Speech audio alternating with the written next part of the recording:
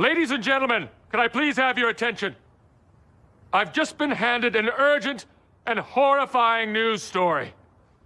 And I need all of you to stop what you're doing and listen. Let me see your identification. What did you say? Now tighten those restraints. Scavenger scum.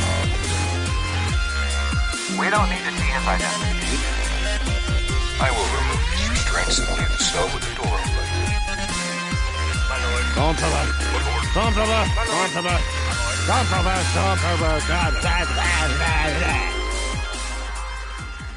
Hello, everyone, and welcome to the Sidebar Cantina, the podcast where we talk about Star Wars, pop culture, politics, or whatever the fuck we feel like talking about. No politics. No politics. No politics. Just a joke, Brady. It's just a joke. No. I'm Mr. Jason Roscom, with me here each and every single week. The Darth Plagueis to my Palpatine, there you Dave go. Martin. I Hello, like that. Dave. Hello, Jason. How are you? I am here. Yeah, we're here. Yeah. Dave, you made it. Yes, I did make it to the podcast that we're on. Yeah. Well, maybe that's a comment on how we've been skipping weeks and canceling and delaying. And Look, sadly, this is the end of the summer. yep. It is currently- School's back. My kids go back to school tomorrow. Yeah, it's Labor Day, which is the unofficial end of summer. Mm-hmm. It is the worst time of the The year. worst time of the year. Yeah, exactly. God. There's been, I'm going to get this out right now. Sure. Just going to get it out of the way. Do it. That way we're not talking about it. There's so the anniversary of Buffett dying is September 1st, right? Which is like the most appropriate thing ever because him passing away, I remember him passing away last year. It's like, okay, the end of the summer and then he passes. It's like this. It's just so Yeah, one last summer. Yeah, just the closing of that. Yeah. So they did a big thing on Radio Margaritaville, and I've been on a huge Buffett kick lately. I just can't seem to get off of it. And so apparently they named the A1A, like the highway. Mm-hmm.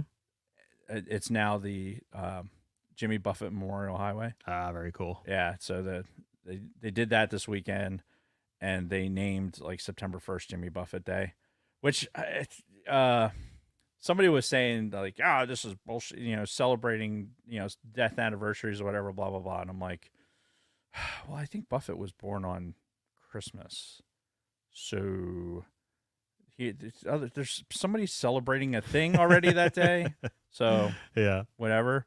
But yeah, so that's already kind of like, it's the end of the summer. I get the September blues because of it anyway. And we had, I don't know if you've been tracking it at all or, because I know none of us really watch the news anymore. No. In fact, I've actually taken the Google News site that I always check. I've actually taken it out of my bookmarks because I'm so fucking sick of everything. Yeah, I never watch it, but sports stuff comes across from especially local sports stuff, and Yeah. some local kids recently passed away. The hockey players whose names are fucking escaping me right now. I am the worst. Well, yeah, I had heard that there was a guy who was in the NHL who got killed around here recently. Yeah, so it was. I can't. The name it's like right in my fucking face. I don't know who it is. Anyway, they went to Gloucester Catholic High School. Here's when I remember a lot of information about a person and can't remember their fucking name. They went to Gloucester Catholic High School, which is, down the street from here. And we're big into the hockey scene here. I mean, you live right down the street from the Coliseum, which is where the Flyers practice here and in another facility. They're huge Philadelphia sports fans. I mean, the pictures that went out from the Eagles posted something like, condolences because they were both wearing their Eagles jerseys that were customized. Yeah. Damn it. I mean, we have the internet at our fingertips. In fact, you know what? Here's what I'm going to do. I got it up. Hockey Johnny player killed. Johnny Gaudreau and his brother. Yeah. So they were in town for their sister's wedding, and a suspected drunk driver hit them while they were riding bikes, like bicycles. Yeah. On a rural New Jersey road on Thursday night. Which, you know, as much as we joke on this podcast about, bicyclists and what a nuisance they are. And the fact that we have never driven drunk, ever. Never in our lives. But there's been a lot of this lately. A lot of, bicyclists, motorcycle deaths, locally here. Yeah. There's been some high profile ones, including these. Which, it's unfortunate that you got, talented young athletes, local to here, and, 2 lives that are over because of something like this. And it's, well, and that's something that I'm trying to instill in my kids. 'Cause I've got one who's already got a license and I taught him how to drive, and I'm working on my 2 youngest now. And that's like the first thing I tell them. If you ever even consider, getting into a car after you've had a drink or 2, don't, for the love of God, don't call me. I won't judge, whatever. Right. But if you do, and I find out you do, I'm going to beat the living shit out of you. Yeah. So, yeah. The, the hours before they were supposed to be in their sister's wedding. And of course, I'm sure the wedding got canceled at that point. Yeah, I'm probably mispronouncing a name, and I apologize, but the Gaudreau family released a statement on Friday. Last night we lost 2 husbands, 2 fathers, 2 sons, 2 brothers, 2 sons and brothers-in-law, 2 uncles, 2 nephews, 2 cousins, 2 family members, 2 teammates, 2 friends, but 2 truly amazing human beings. We want to let everyone know we are receiving your messages of love and support, and we appreciate your continued thoughts and prayers. We ask for your continued respect and privacy during this very difficult period of grief. My cousins, like a lot, I have my whole group of Martin cousins live in Gloucester City, so they're like super connected to all this stuff that's going on. So I first heard about this because of them. They had posted something. So if I ever become like well known or celebrity or something by whatever happenstance, I'm gonna leave something in my a message for my death, and it's gonna be, don't worry about our privacy. We don't really give a shit. Right. Yeah, fuck it. Yeah, talk all you want. Don't respect. Because that's it. They say that every fucking time. Every time a fucking celebrity or somebody dies, it's like, please respect our privacy. No, fuck you. Don't respect shit. So here's I think the reason for a statement like that is more about like, hey, press, leave us the fuck alone. Yeah. It's not but they won't. The general public, like the people in Gloucester, like that community is going to reach out within their community. That's what they're going to do. Sure. Anyone else outside of that, honestly, the way Gloucester is, they're not going to be able to get through it anyway. Like that's the nature of how tight knit that community is. It's not going to happen. But like the press and everyone else, and wants to get up in their fucking shit and like, well, let's look and see how much are you really grieving? Like how does it feel? Like fuck you, shut up. Yeah. Like, how do you think it feels, motherfucker? Like, you want to see some people get curb stomped. Anyway, I digress. So I'm sorry. All I have going through my mind now is I'm thinking about my own death, and then I'm thinking, what if I pre-record my own eulogy and have me read my eulogy at my funeral? So, while we're on this subject, Kate calls us yesterday. So we were driving back from upstate New York. And Kate calls, and she was asking us about Kathy and I about our wishes when we die, because apparently this is in her head. Like she's me, right? Uh-huh. She it's a shame. I feel bad. I really feel bad. You pass down the worst of you. Yeah, it's like, oh God, that to have the things happening in your brain that are happening in my brain, I don't wish that on anybody. Right. Honestly, it is not. It is a burden that is indeed difficult to bear. But so she's asking us, and we're being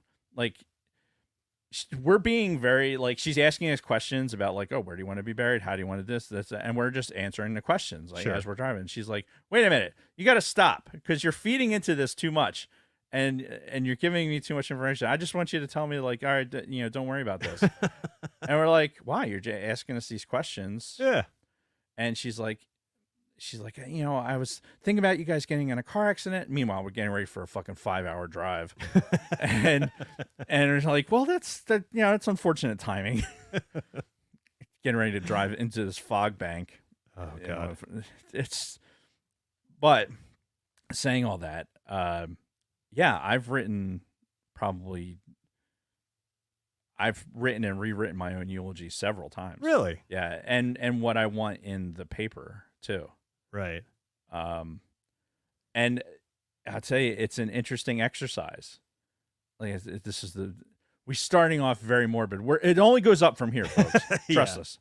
We haven't even gotten to the regular part of the show yet. This is still the intro. Right. It'll be the part in the bottom, like the skip part. You can skip through YouTube. Yeah, I should put the intro. Boop. Morbid. Skip. Yeah. No, it's an interesting exercise because when I had to do it for my dad, like when I was writing it and having like the realizations about, I think I talked about it on the show. One of the things that I came to understand is that the thing that's going to last the longest is that obituary.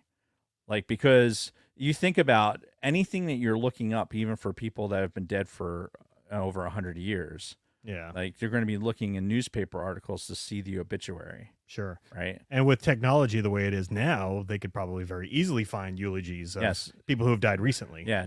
Well, obituaries, eulogies, okay. A eulogy and obituary is different. Like the obituary is that's what they put in the paper. Right. And the eulogy is what they say at the funeral. Exactly. Yeah.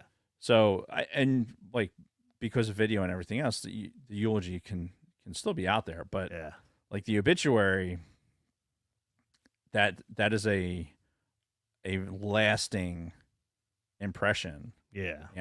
It has a much greater impact than anything else. And then generations of your kin will look back and go like, oh, if I want to learn something, Google search that shit, and then they're like, oh, here it is. Because I go back and look at my grandfathers all the time. Not healthy.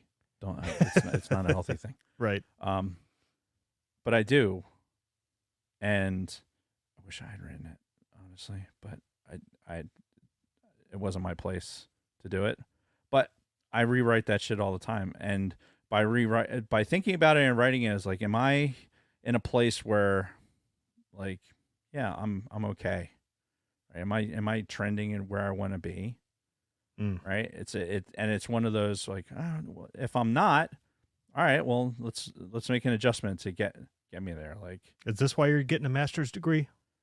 No, I doubt anywhere in my fucking eulogy or master's degree or obituary is going to say anything about a master's degree. Okay. I don't know why I'm getting a master's degree, Jason. I am apparently a sadist, and I enjoy getting kicked in the dick repeatedly. I hear some guys are into that, but I am not one of them. Okay. Allegedly, because yet here I am. Anyway. Hi, Jason. Hey, how are you? I'm great. Yeah, like I said, school's starting tomorrow, and I can already feel the shift in the temperature outside. You can feel fall coming. Yeah, it's the worst. Yeah. So anyway, we're not here to talk about the weather. What the fuck are we talking about today? So finally, we're going to talk about Darth Plagueis. Now, This had a lot of relevance when we were talking about the Acolyte, but now it feels like the Acolyte was like a year and a half ago. Yeah. But I think it's still relevant. Yeah, considering it, yeah. It does feel like a long time ago, though. Yeah. Well, and we're going to talk a little bit about the Acolyte here in a few minutes.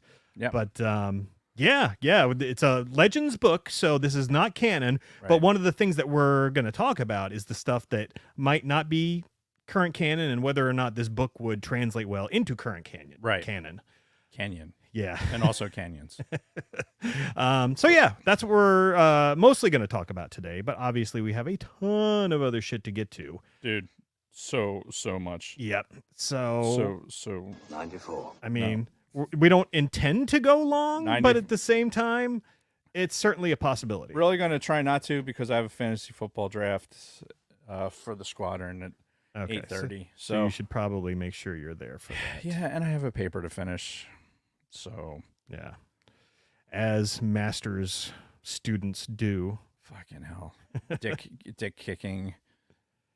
Do are you stalling for the Patreon read? Is that what's happening right now? No.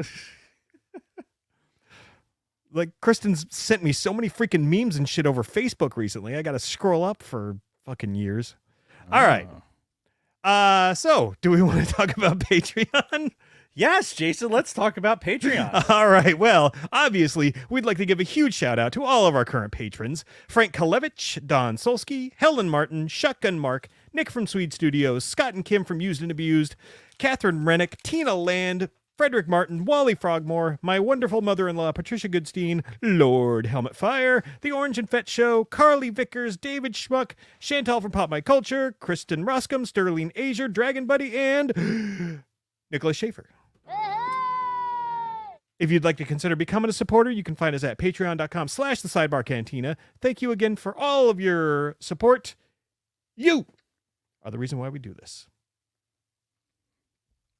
Over to you.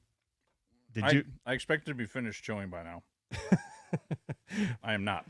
We can blame this on us, taking weeks off throughout the summer. Yeah. So we got to get back into our groove. Right. It's back to school. Yep. For Sidebar headlines, we can say Happy Labor Day. Is it though? Well, I mean, most people don't have to work today, so. Anyway, just a reminder now that school's in session, boo. We will be going back to weekly episodes every Monday at 3 p.m. at 1700, 5 p.m. Eastern. Yes, that is our new start time for the foreseeable future. In perpetuity. Until we inform you otherwise. Don't put that on me, Smirking Bear. Oh, his comment about the master's degree? Mm-hmm. Yeah. Don't you put that evil on me, Ricky Bobby. That's it. That's it for that. I have more reads later, obviously. Yeah. All right. Well, so the first thing I wanted to do today is basically get caught up on some Star Wars news because, our last episode, we didn't have a Star Wars topic. So it's really been a month since we've talked Star Wars. And, some things have happened. So we should probably get into it a little bit, give our thoughts. And yeah, let's talk about it. And first, you mentioned the Acolyte. News broke. Now, this is the funny thing. We never got an official press release or statement from Disney and or Lucasfilm. But, the Acolyte Season 2 is not going to happen. They said they are not going to renew it for a second season. And I was a little skeptical at first when I heard it, but then once the actual stars of the show started tweeting about it, I'm like, oh, okay, I guess somebody gave them the heads up. So yeah, hey, it's a shame you turned in all those props and shit, because if you had just held on to them, now you could have kept them. Yeah. But so what I'm hearing is the ratings for the Acolyte were pretty bad. I guess after the first 2 or 3 episodes, I guess just viewer numbers just went into the toilet, and it was the worst viewed season finale of any of their shows. And so, and at the end of the day, that's what it's all about, because people are blaming, the toxic fans and all that stuff. Dude, if you had made a better product and people wanted to tune in, then, and we mentioned it, I didn't hate Acolyte. I enjoyed a majority of the season. But we also talked about some real problems that it had, and I think those are the problems that led to people being like, I don't want to watch this.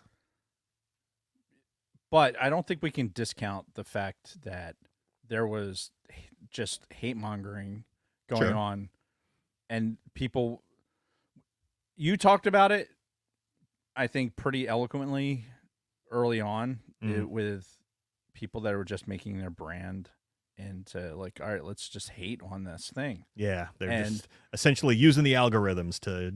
And you think like, oh, how that's got to be isolated, right? That can't be something. Oh no, and it's not. Like so, there's so much content out there that is solely based on trashing the brand. Yep. And it's a shame because anything. Honestly, I think we're at a point right now where anything that Star Wars with a Disney brand, anything they do it has to start from.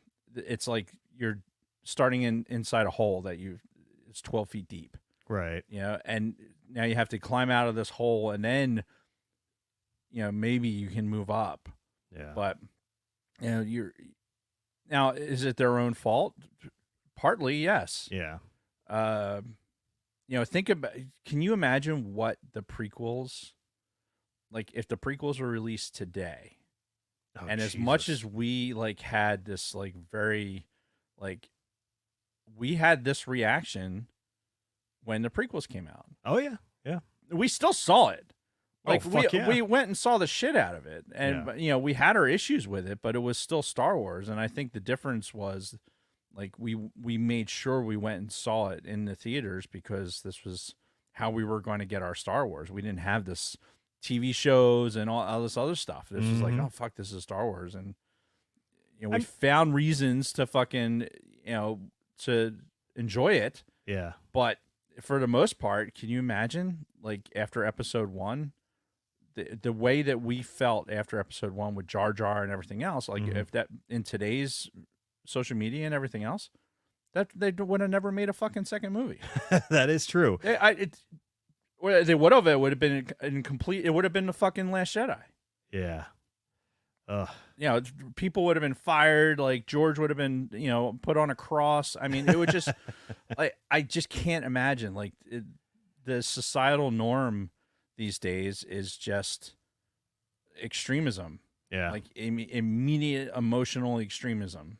And I don't think people understand how to be moderate with anything anymore. No, God, no. And that goes to everybody. That goes to, corporations, politicians, fucking anybody who makes any kind of television, movies. It's seeped into everything, and I'm so sick of it. And again, that's why I fucking just took my news feed off of my fucking bookmarks, because everyone's riding that wave of what's going on with shit. Everyone else is doing it. We have to do it to keep up with that. Because it's all about the clicks, all about the money. And at some point, you hope that this is just a wave, and that this wave is just going to hit the beach and dissipate and go away. It can't happen fucking fast enough. Yeah. But I think that with the Acolyte in particular, I'm disappointed we're not going to see a season 2 just because the cliffhanger that they left us on is fuck you, dude. What I'm hoping is that somebody is going to pick it up with a novelization. Oh, I'm sure they will. They'll finish the story one way or another. I hope so. What I was thinking was, I think they should do a brand new series, new showrunners, new writers, but do a brand new series and start it with, what's his name? Manny, whatever, the guy who plays the Sith in the Acolyte. Make a show based on him, or even pick up where, the Acolyte left off and have it now primarily focus on him. You can still have Osha there if you want, but, make him the center of the story, because he's such a good fucking character, and it's going to be wasted. He's going to be wasted because they only got one season. I consider it at this point, unless they do something 10 years from now, it's already wasted. Yeah, in my mind. And still, I was talking to somebody about this last week. The more I think about it, I have to. There's parts of Ahsoka that I have to rewatch. As we, because we know there's another season of Ahsoka that's coming. Yeah. But apparently not for a while, because I just read an interview with what's her name, Natasha. She plays Sabine. Super hot, by the way. And she said she doesn't think that it's going to start filming until after Andor comes out. Oh. Which means that would put us, basically that would give us 2 Star Wars shows for the next 2 years.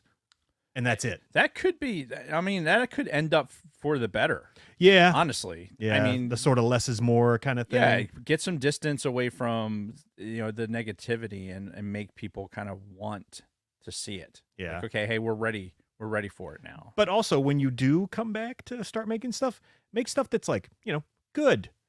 Maybe oversee the writers, whoever the new head of Lucasfilm is going to be, have some more interaction with the people that are doing this and being like, oh, this is a great script. You're great. It's like, oh no, what the fuck are you doing here? Yeah. And that's the Ahsoka thing. Honestly, and even with, in Filoni we trust, I don't like where Ahsoka is parked right now. Yeah. I just don't. I don't like where the canon is parked. There's too much. Yeah. There's too much riding on things that could potentially happen, and that would affect other things. I mean, we saw what happens when you tiptoe those lines with Obi-Wan, right? Right. And, or fucking Ki-Adi-Mundi for that matter when they well, I mean, that was a throwaway thing. Same thing with Yoda at the end of the Acolyte. Spoiler alert. But I really, it's a shame. I'm hoping for a novelization out of the Acolyte. We're going to talk about Darth Plagueis, and it's almost and we'll talk more about it, but, as we were talking about a Legends book that still has so much good shit in it and that has relevancy. And we've talked about it a lot over the years when we refer back to this book. Yeah.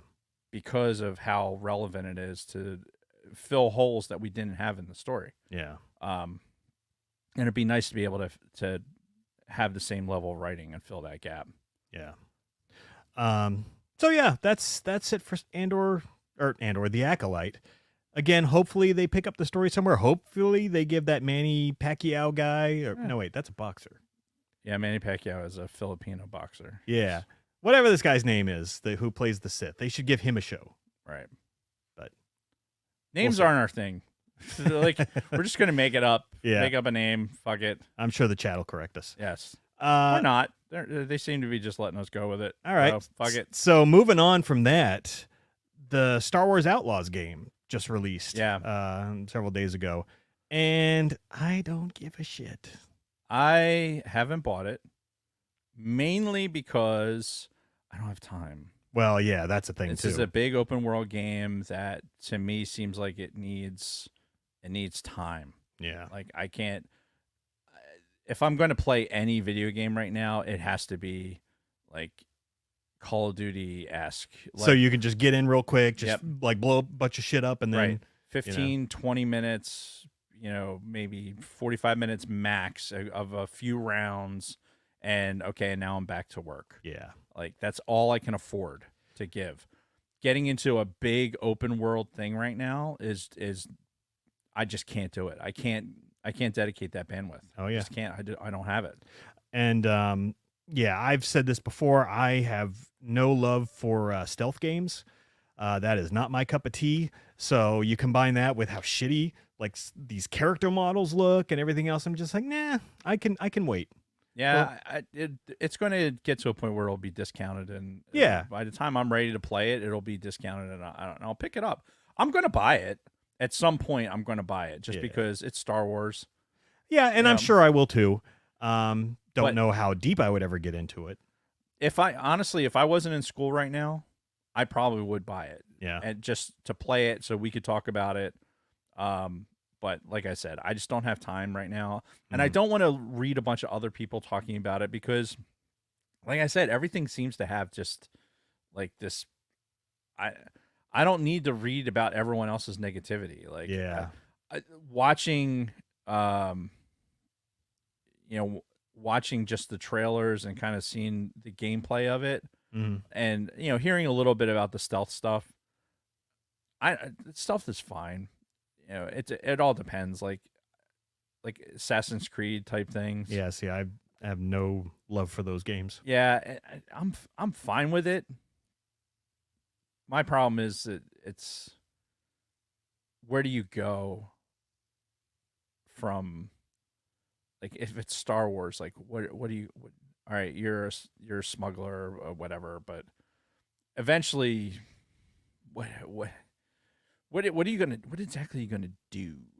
Like, Yeah. I just, yeah, are you gonna grab a lightsaber at some point? Like, I don't think so. My Star Wars games. I want to. If I'm not a stormtrooper or something, where I'm taking an E11 to somebody, I want to have a lightsaber and do like Jedi Survivor. Yeah, if there was another Jedi Survivor game out, if we ever got the third game, then I'd be on top of that, dude. I'd be in there like swimwear. Yeah, but yeah, I'll get it. I'll get the game eventually. Mm-hmm. But yeah, it wasn't like I have to spend $90 right now to get this game. Yeah. 90. Well, the gold edition or whatever. Oh, yeah, I think it's the baseline is $60. Oh yeah, and apparently this thing had day one DLC too, which I'm like, you motherfuckers. Like apparently, like doing missions for Jabba, you have to pay for it. Pay Really? extra for it. Like with day one DLC, and I'm just like, you fucking pigs. And again, this has nothing to do with Star Wars: The Outlaws. This is more whatever fucking Ubisoft. I Ubisoft. think. Yeah, it's like Again, maybe this is an old man yelling at cloud moment, but yeah, the fucking DLC is just, it's obnoxious. Shit like this is obnoxious. Like maybe like 2 or 3 months from now, after everybody's played the game, and then they're like, oh, hey, we got this new content coming out. Yeah, not day one. Yeah. Not day one. Yeah. Let me buy the game. Let me feel like I've spent the $60. I've played out that money. Mm-hmm. You know, I've been to the arcade. I've pumped my quarters into it, and I've spent that money. Yeah. Now, okay, I've played it enough where I need something new. Now make that available to me. Yeah. Oh, like some Star Wars game that I remember playing that was really, really good. What game was that? Oh, I don't know. Battlefront, maybe? Yeah. Still the best fucking Star Wars game that they've made to date. I haven't tried to get a multiplayer game in that in a while. I wonder if the blast matches are still happening. I don't know. I think the last time I tried to log into a match, it just sat there for a while. Yeah. But it was like 2 a.m. I was having an insomnia thing, so I ended up just fucking going into the waves, going to whatever that mode is. Yeah. Where you're trying to survive. Yeah, basically the survival Right. mode. Oh fuck. Which is still great. My computer screen just flickered. I'm like, no. Anyway, so yeah, we'll see what happens with that. Again, we're not going to be buying it anytime soon. Not going to be reviewing it anytime soon. So, Escape Pod guys, if you want to, take the ball with that. I think they're already working it. Honestly, I think they've already put something towards it. Yep. My cousin Rick brings up a good point. Lego Star Wars. Lego Star Wars is it's a thing of its own, right? Yeah. And it's celebrating its anniversary this year, right? It's 25. 94. Oh fuck. The first one came out 25 years ago? I think so. God damn. Or 20 years ago, something like that. It's an anniversary year. Mm-hmm. And Lego Star Wars is just very playable. Mm-hmm. It's fun. I own it for every single system that you can possibly own it on. Mm-hmm. Like, I have it. Do you have it on Steam Deck? I don't have a Steam Deck. But I have it on Steam. Oh, okay. So technically you have it on Steam Deck. You just don't have the deck. I just don't have the deck. But when it became available on Steam, I had to have it because I didn't want to not have it. Oh, of course. For when it's there. Yeah. But I have it. I have a Game Boy 3DS just because of Lego Star Wars. Oh, no shit. That's the only reason I maintain one of those. Oh, that's is great. for that game. Hey, nothing wrong with that. It is in a class in and of itself. So Lego Star Wars, yes, Rick, is at the tippy top. But that is as a game. I'm talking about like if we're talking like Star Wars, like the immersion, like and hyper realism. Yeah. Like Battlefront is the tits. Yep. So anyway, let's move on from that to one last thing that we haven't had a chance to talk about yet, and that's the Skeleton Crew trailer. Yeah, which I watched. Did you? Yes. Right when you reminded me to watch it again. Okay. I watched it. Yeah. Was that the first time you'd seen it? That was the first time I'd seen it. Oh, no shit. Yeah. Okay. I'd seen bits and they had shorter. I didn't see the full trailer until you told me, reminded me. Yeah, because there's been leaks and everything for months now. Yeah, but... I've been busy. Yeah. And I mean, they don't show a lot in the trailer. It's very short, but the parts that they do show is obviously My penis so smooth. is obviously like a Goonies inspired that's type of adventure. That's the vibe I got too. Oh, like yeah. Goonies. Like, straight away. And you know what? I'm fine with that. Like, I'm down with that premise. Yeah, why not? Yeah, and I'm sure they're trying to gear it towards a younger audience, but I can still go back and watch the Goonies right now and be thoroughly entertained. So. Yeah. Younger audience is relative, right? Because even like when we were younger watching the Goonies, like it was probably a little old for us. Like it was touching on things that we were probably not ready for. Yeah, at that age. When did the Goonies come out? I think it was like the mid 80s, 85, 86. Yeah. But 94. Not 94. We know that. It was always that when he picks up the eye patch. You know, when he moves the eye patch, that's the part where whenever we're watching it, we're like, oh, when I was a kid, I should say. Because, everybody's like, oh, you got to look away when he... 85. 85. What did I say? Yep, mid-80s. Fuck yeah. So we were 10 years old when the Goonies came out. I mean, it's... Yeah. A 10-year-old watching... I mean, I was probably... I didn't see it in the theater, so I was watching it. No. I saw it on video. Yeah. So I was probably 11... maybe even 12 years old when I saw it. No, I was definitely 11. There was a kid down the street. His name was Jamie Prentice. He was super into the Goonies. Like, we would have Goonies adventures in the woods. Oh, that's awesome. Yeah. He was a trip. Yeah. And that's what I'm hoping this turns out to be. Just a fun, kid adventure. Yeah. Going through the Star Wars universe. Getting into a spaceship, fucking, warping into fucking someplace. Yeah. They have no fucking clue where they're at. Yeah. Right. And just, and then encountering a Jedi at some point, that they did give that away in the trailer. Yeah. Or at least a Force user, whether or not he's a Jedi or not. It's true.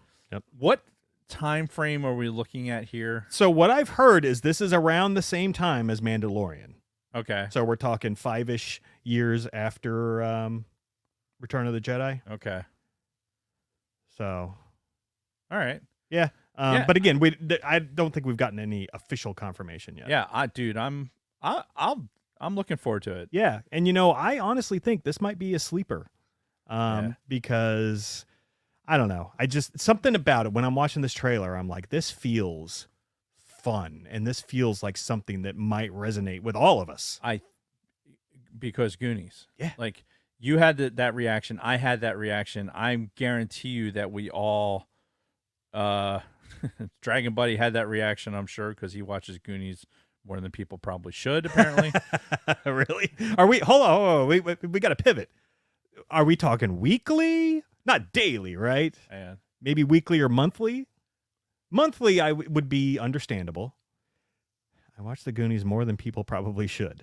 So yeah, I gotta find out what's the rate of Dragon Buddy watching Goonies per week. Is your favorite ice cream Rocky Road? I used to love Rocky Road. Yeah, I used to love ice cream. Yeah, I still do. Oh man, I miss ice cream. It's funny because he's fat. Me, not. Not daily. I divulge no more. Not daily. So not daily. So it's probably on his weekend. He's up late at night playing video games. Maybe just put on the Goonies while he's, slides the VHS into the thing and gets a little scratchy in the very beginning when as the tape getting itself tightened up. Mm-hmm. God, can appreciate that. It's so funny too because we look on those days pretty fondly, even though the technology is so outdated at this point. But we still look back at like the VHS is finally, you had to rewind when you were done, and it was just a different time where these kids today are never going to experience that.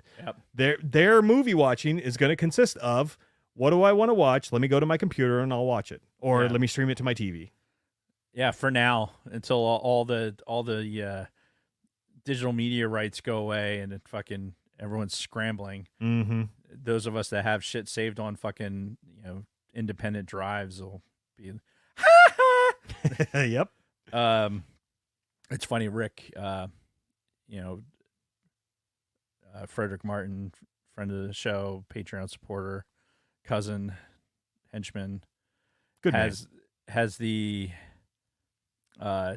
been. He had a VCR, and it was giving him trouble, and then apparently the repair guy was like, this isn't worth it. So he ended up sourcing out another VCR to get it. And just the idea of like trying to get VCRs right now, is fascinating. I mean, I've got a couple because I always try to maintain a working VHS player. Yeah.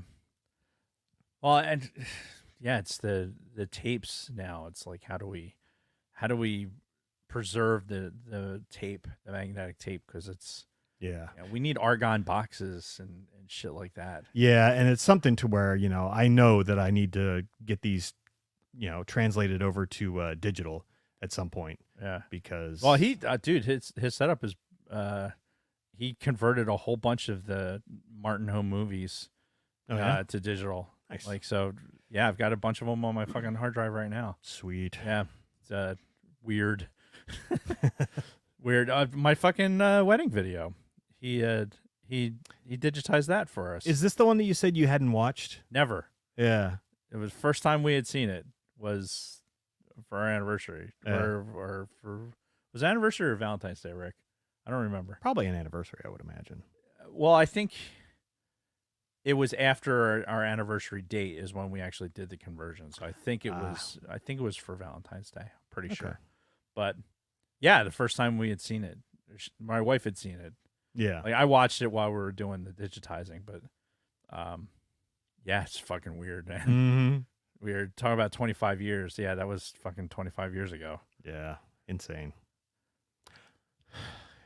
Now that I think about it, how my grandparents passed away a few years ago, 2019, I guess. My grandmother had a shitload of home movies. Like, I remember when I graduated basic training down in San Antonio, she was like filming us when we were like marching around and everything. No shit. I wonder what happened to all of her old fucking home movies. All right, I'm gonna have to make a call. Jason might need that digitizer. Yeah, I know, right? Okay, anyway, we're getting too off track here. Yeah. So that's really it for the Star Wars news. It's, some disappointing stuff, some, stuff that we're going to be anticipating. I think Skeleton Crew has potential. Yeah. And I'm cautiously optimistic. And fucking Andor season 2, like, come on. Oh, yeah.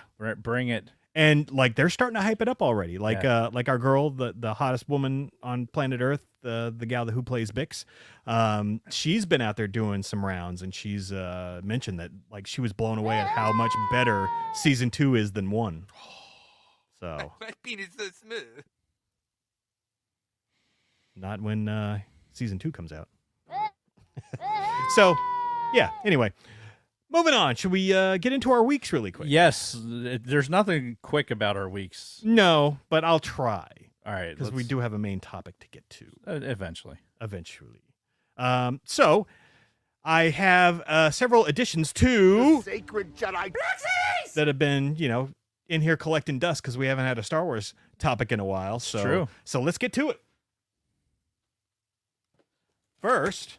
I don't remember ordering this at all. This is one of those pre-orders that just eventually shows up at your door. Oh, I love it. Now, it's in the old style box, so maybe it wasn't a pre-order. Maybe it was something else. I don't know. But either way, it's Clone Commander Fox. Ah. Nice. Yeah, he's in the red. He looks fucking awesome. Like, I love the red in the uniform.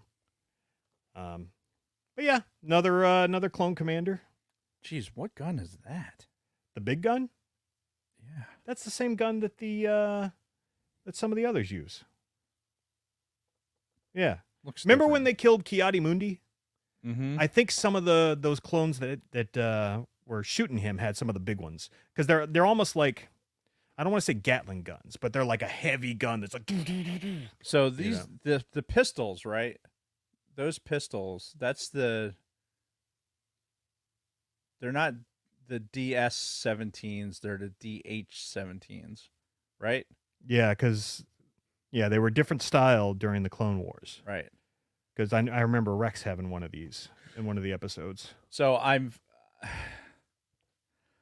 I found today, while I was distracted on the shitter, there are Lego. There's a company called Minifig, the Minifig Company. The Minifig Co. It's like TMC or whatever, and they make all kinds of like custom minifigures and shit. But they make weapons like that look like weapons. Right. So I'm getting like E11 blasters for my stormtroopers. Oh, and they just have a Lego attachment to put in their hands. It looks like a Lego pistol. It looks like it's that Lego size. Right. But instead of it just being a Lego generic blaster, it's an E11. Ooh. Dude, it's pretty ballin'. Do you have it? Like, no, I just ordered it today. Okay, well, you're gonna have to bring it in when that comes in, of course. So, there's also like honestly, it's more for I was looking for it because I have a Jurassic Park thing that I'm doing right now, and they don't have. If you're a member of our Discord server, it's a good hint for Luna Girl to put a thing in the in the chat to link to our Discord server. But in our what is it, I Heart Lego section of the Discord server, I got this dinosaur set that Kathy got me. I didn't bring it with me, and I'm doing a setup with a Must Go Faster, and there's some other stuff that's happening. But one of the characters, he has who should have like an M4. Instead, he has like this weird like blaster. It doesn't look right. Yeah. Because Lego didn't have like realistic weapons. It just has. So I put a Stormtrooper blaster in his hand for now, but he needs the proper weapon. So yeah, I'm pretty excited. Okay, that's great. I can't wait to see it. Anyway, getting back to my Black Series figures. The next one is simple, but it's, a necessary addition. We got Bosk. Unfortunately, it's the archive version, but I didn't have one before, so nice. And again, the detail, so fucking good. You can almost smell them. So Vickers would know. Vickers can help me. Like the Expeditionary Force book series. Yeah, Expeditionary Force, right? There's an alien race that's like lizards, and whenever it talks about it in the book series, I picture Bosk as the aliens. Yeah, and that's like a perfect rendition of it. Mm-hmm. Yeah, humanoid lizard. It's pretty straightforward. So anyway, still got more. I think you'll appreciate these ones because they're some old favorites. We have got BT and 000. Shut the front door. It's been a hot minute since we talked about these guys. Yeah, these are the droids. I think they started in the Vader comics, and now they're mostly with Dr. Aphra. Yeah, but yeah. Well, they were always Dr. Aphra's. Oh, were they? Okay. Yeah. But she was introduced in the Vader comics. So. Yeah, exactly. And then she had her own comics. Yeah. Look at the protocol droid with fucking torture devices for Edward Scissorhand fingers. Look at it. It's each appendage is a Dremel tool in and of itself. Yeah. That's fucking hilarious. Oh, that's awesome. Yep. So I figured you'd appreciate that one. Death droids. I love it. I think I still have some more. Surprising no one. The Christang. Thank you, Vickers. So this guy just recently came out, and it is from Revenge of the Sith, that version of Darth Sidious. Oh, the little brown robe. Yeah, so he's got his lightsaber. It's basically the Palpatine from Episode 3, which is pretty awesome. Right after his face turned into a boiled hemorrhoid. Oh my God, it looked like a scrotum. Maybe if you had made your decision just a little earlier, I could have got it laid one more time. I still can't believe Bob has not seen the fucking Robot Chicken Star Wars. That fucking Black Series figure is like it's him. It's him. That is the Robot Chicken. Fuck you, stripey bag. God, I love it. Yeah. So, I think that's it for the Black Series figure. The sacred Jedi. Yep. Besides that, so Kristen bought something recently, or some things recently. She was looking for a Jabba the Hutt mug. She's on this like Jabba the Hutt kick. Okay. And probably because of Jabba the Butt. Yeah. Well, that was the start of it, I think. And just in case people forgot about Jabba the Butt. Jabba the Butt. I'm Jabba the Butt. Boo boo. Boo. Big ass cheeks. Jabba booty.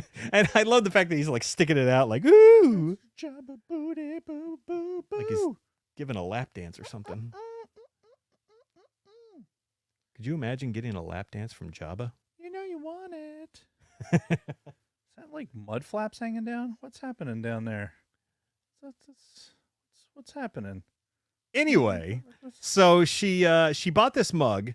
We get really close. Well, she found a mug on Etsy that she really liked that was Jabba themed, but a little odd. So, oh my God, are you gonna do that the whole time? Not the whole time. Oh God. So this is the one she started with. It was one of the only Jabba mugs she could find, but it's not exactly Jabba because if you look at it, it looks like a panda. Looks it's a cat head on Jabba and Leia. So if you want to take a look at that. That's okay. Yeah, they're cat faces on Star Wars that's characters. So that started a whole trend. Oh God. So I don't know what kind of drugs this guy was on when he made this one, but it's a guy in a stormtrooper helmet doing the Pee Wee Herman dance. Well, yeah, it's Pee Wee Herman's body with a stormtrooper head. No fucking idea why that of all things came about. Bike! Yeah. and they're going around the entire mug too, so it always looks like he's dancing around the mug. Yeah, so fucking weird. But we're not done. Just let this spin. Getting back to the cats a little bit. Oh, so we've got a cat on an Imperial Walker. Is this all the same artist? Yeah, they're all from the same guy. Oh my God. And these are all custom made too. It's like clay. Yeah, his stamp is somewhere on there too.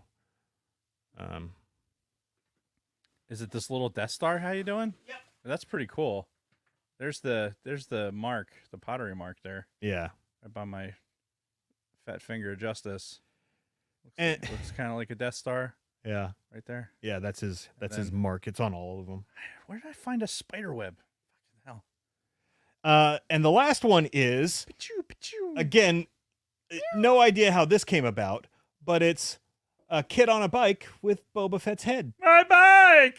Now, it's not the Pee-wee bike, but I'm wondering if that is from a movie or something. Like maybe that's one of the Goonie bikes or maybe one of the kids from E.T. No, it's not an E.T. bike. No. It's the banana seat. It's like just a little bit old. It's like a like a 60s into 70s bike. Yeah. Because we didn't have those banana seats. No, I never had seats like that. No. So who the hell knows? But yeah, so she bought the Jabba one, and then she's like, well, I have to have more stuff from this guy. And So did she find like a Jabba mug that she wanted? there's one Return of the Jedi mug that's got Jabba on it. Okay. But I don't think she's found a nice dedicated Jabba mug. So challenge is thrown out there to you, all of you. Oh yeah, help Kristen find the perfect Jabba mug. We read the main topic. It's Plagueis. We're doing Plagueis eventually. Yeah, we said that. Yeah. And the only other thing I have for my week is baseball. That's right. Of all things, we went to a baseball game last week. We did. And this was my first professional baseball game that I'd ever been to. And it was pretty fun. It was really fun. I enjoyed it. I liked watching the game from the stands. I'm like, this is so much more entertaining than if I was just trying to watch baseball at home, which I don't. Right. So yeah, this may have opened a door, Dave.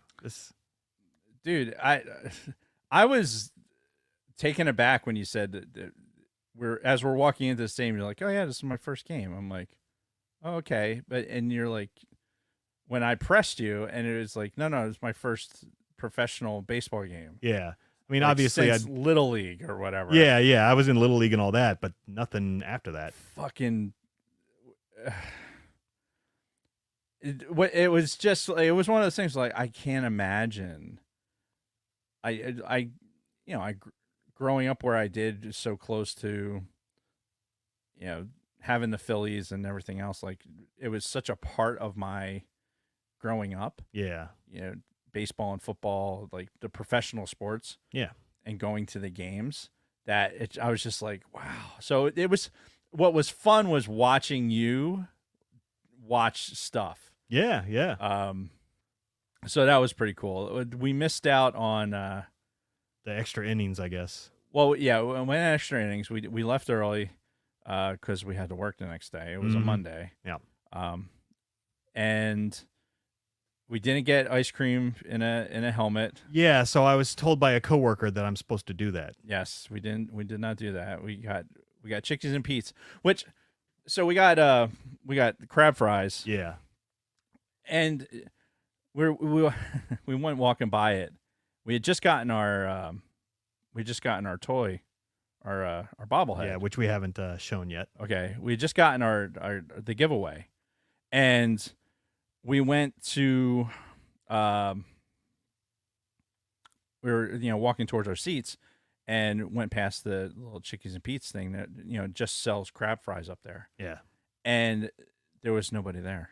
There was no line. Yeah. And I was like, we walked by it, and I had said something, and I was like, wait, there's no line. We got to go back. Yeah. Because, and I mentioned this to Kathy. Because she asked, like, well, what did you eat? I said, well, we grabbed some crab fries.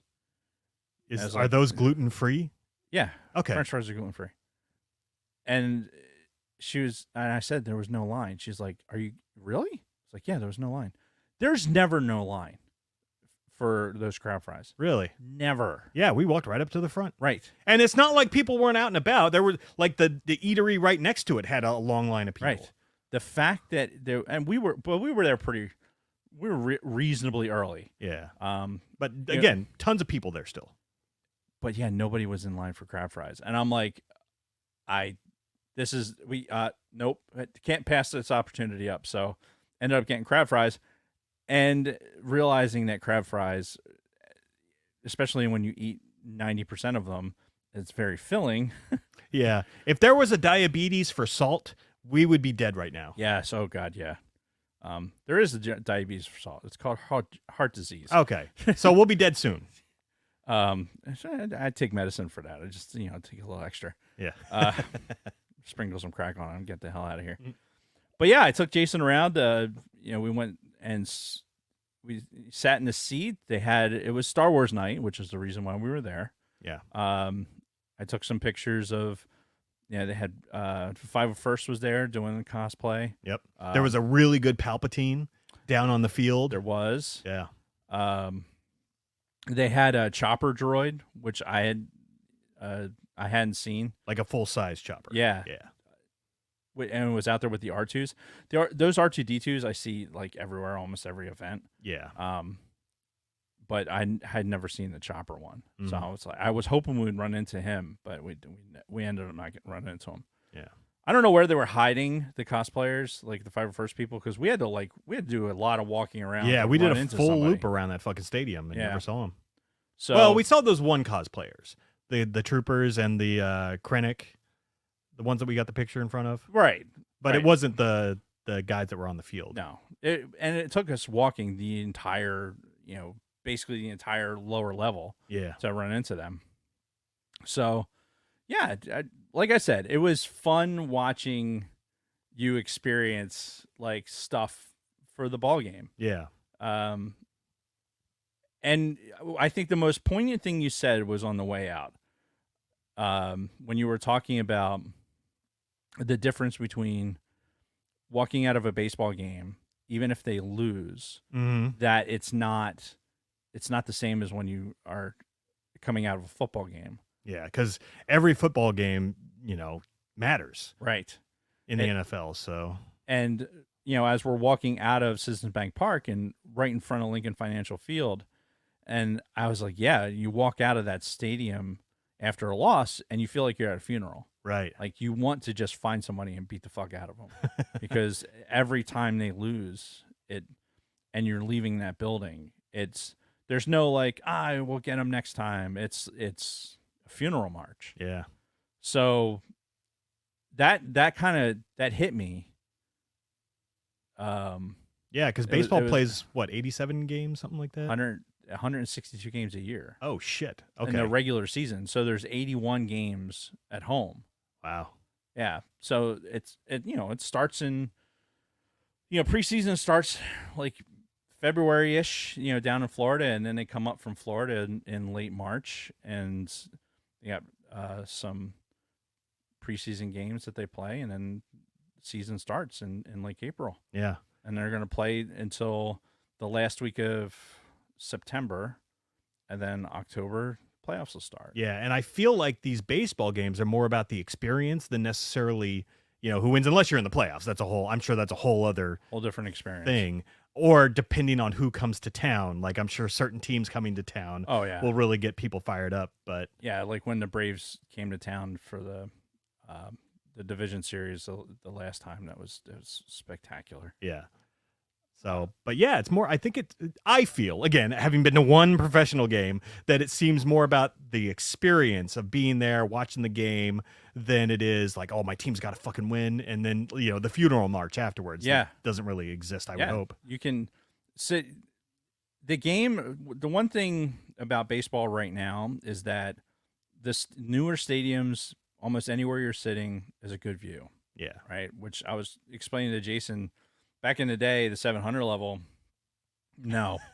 Like we had radios and fucking binoculars, and that's how you had to take in the game. The players were so smooth. They were so smooth. But you kept track of the game, like you used the book and kept the scorebook, so you would stay engaged. There was no huge screens. Like it was. You had to work at keeping up with the game. Yeah. And there was a lot of dead time because there wasn't the pitch clock and everything else. So the game moves right along. Yeah. These days, which is, for the benefit of the TV viewing audience and for everyone else. You were asking me about it. I'm used to it. Mm-hmm. I'm more of a fan of I like the relaxed pace of baseball. Yeah. More than all right, get the ball, throw the ball, get the ball, throw the ball. Like I just, that's not what I really want in baseball, but I'm used to it now. And there's nights like that night where like, hey, it's sixth inning, all of a sudden.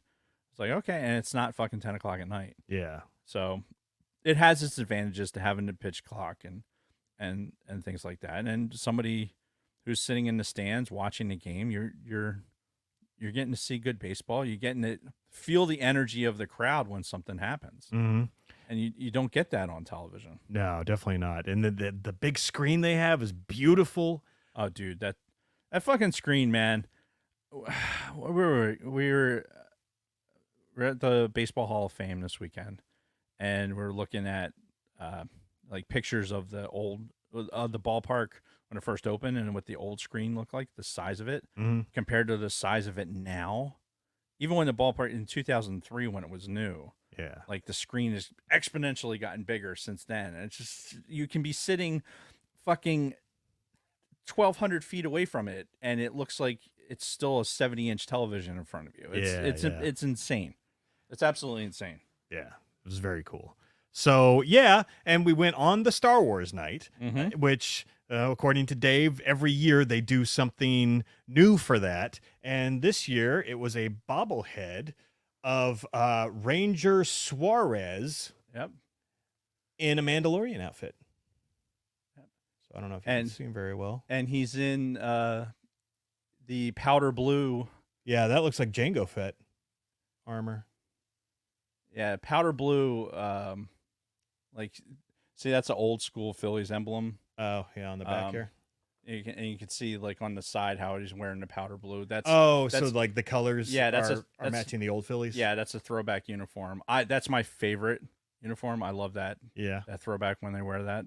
I think they wore it on Thursdays, or Thursdays or Tuesdays.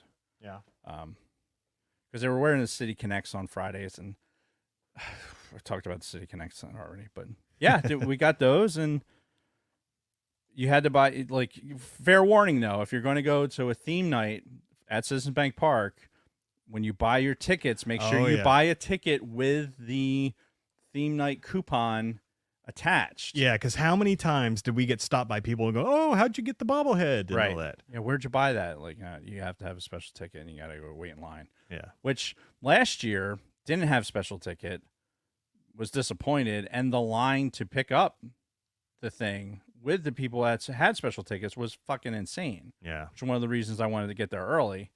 And thankfully we got there early enough. We hardly waited in line at all. It was fucking, no, it was very quick. Yeah, bang bang bang. So yeah, it was a good experience overall, and I'm glad you enjoyed yourself. Yeah, well, and I've already been thinking about the next time, and I still haven't gotten an answer back from you yet on my previous question. I will give it to you after the show. All right, fair enough. So yeah, that's my week in a nutshell. What about you? So talking about diamonds, and were we talking about diamonds? Baseball diamonds. Okay. I mentioned it. I went to the Baseball Hall of Fame. Kind of a bucket list thing for me going up there. I'd never been to Cooperstown. Yeah. Very, very cool. Not the reason we went. This was, Kathy had a while back. I don't even know how long ago. It was a few months back. She had found this, randomly. I don't know if it was a Facebook targeted ad or whatever, but it was this diamond mining experience. Up in upstate New York. Okay. And are we talking like Rochester area or? So it's actually east of Rochester. Okay. It's like right at this Utica. There's the Herkimer diamond mines. Okay. And so she found this, and she like saw this experience. It's like, oh wow, look, you can go and you can actually mine diamonds, and it's not like down in like a fucking cave. It's kind of out. It's almost like a quarry. Yeah. And she's like, yeah, let's go do this.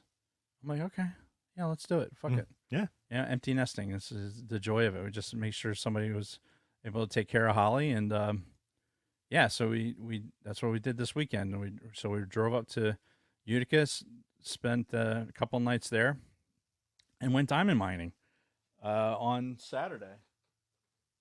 So I just brought in a couple of samples of what we came up with. Now, so the Herkimer diamond is a particular diamond. Like it's a different, like it's it's basically a quartz formation. My understanding, it's like this ultra clear quartz. Uh-huh. I think. Google it if you really want to know, but it can be cut like a real diamond. Apparently, like the diamond hardness is the same and everything else. But it's one of those things that you can just, it's in this particular rock formation. It's only in this area of right in the southern area of the Adirondacks. Yeah. And so what they do is you watch this little video and they tell you, like, okay, what you're looking for, right? You can go rent, small 2.5 pound sledgehammer and a fucking chisel, right?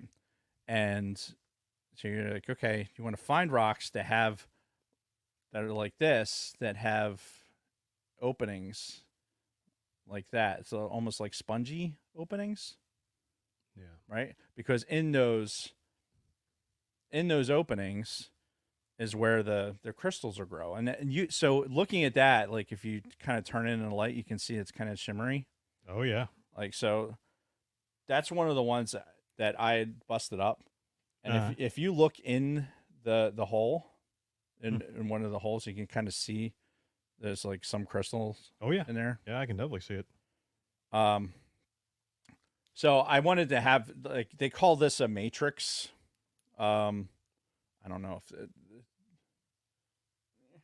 it's not coming through. Nah, it's not going to come through. Maybe I'll take a picture and post it.